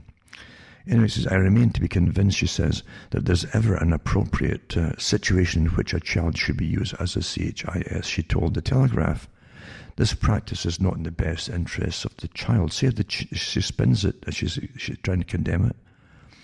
What about society? The interests of society? Huh? As well as police, MI5, MI6, London headquarters pictures, and the National Crime Agency, the list of agencies including the Gambling Commission, County and District Councils, the Environment Agency, and the Food Standards Agency, right? They can all use it as well. It's passing through Parliament right now. We're going through it anyway. There's folk are complaining about it. And also they've got... There's another one too, is a legislation which aims to protect undercover operatives from prosecution if they're forced to break the law on operations. So anyway, that's the system we're living through, isn't it? And under any other times, in any other time in history, would say for what it is tyranny. And these are dystopian governments, obviously, dystopian times. And authoritarian systems, which are not democratic by any means at all, being rushed through all these different kind of laws and ridiculous agendas, which at any other time in any other country would have been massively condemned. And yet their own countries are using them internally. So they'll set up stings to set up their own parents or neighbouring parents, for instance, neighbouring folks.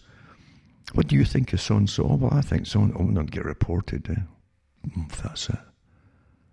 This is complete tyranny, folks. And you vote for these governments. I can't believe. What's wrong with you? What's wrong with you? And they never learn from history, do they?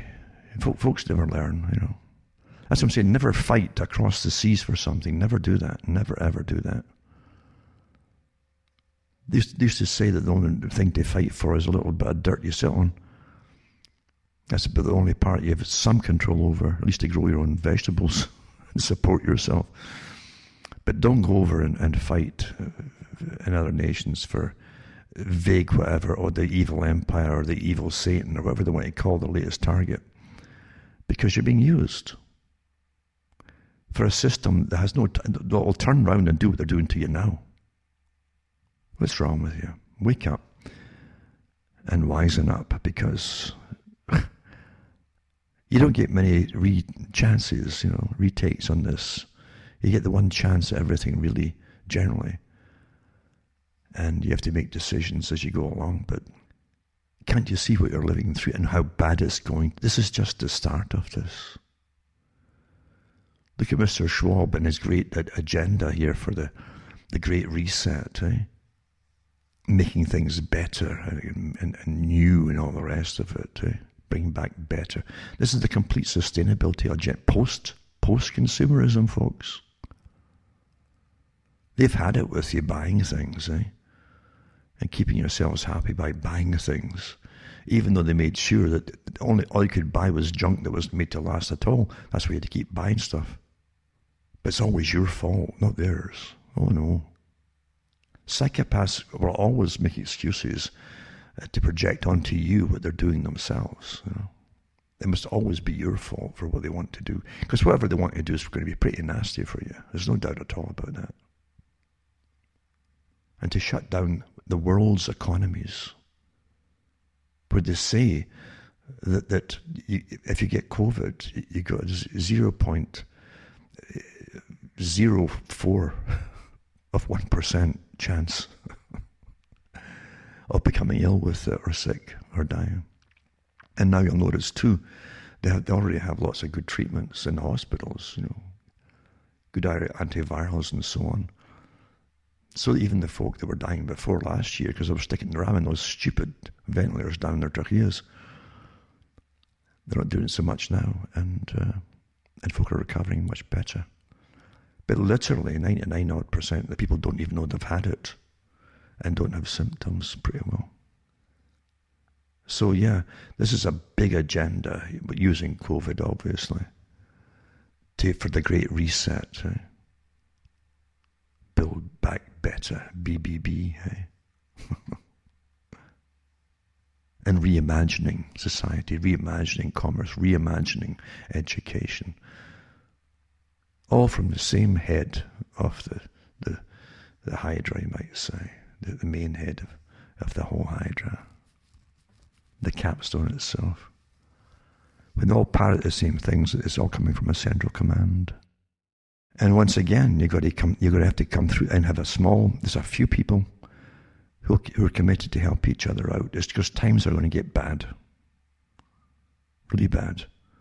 And you have to have each other to help you out with basic necessities and things that must be done occasionally here and there. Basic help. During terrible times. Because government is not going to make you happy, believe you me. They're not there to make you happy, no matter what they say, or to help you in bad times. People now are terrified of the governments.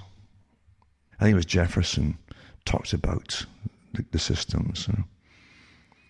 And he mentioned that when government was afraid of its people, you had some security and safety. But when the people were afraid of their governments, the system would fall apart eventually, or have to be made to do something, because you're under a tyranny, you see. When older folk especially are terrified to even go, like happened in Canada a couple of months ago or whatever it was, with the woman had a problem and she had to get medication for it, she had a prescription, went to the pharmacy and the cops basically arrested them. And she said they'd sat and pondered going out at all. She couldn't wear a mask, it was part of her problem.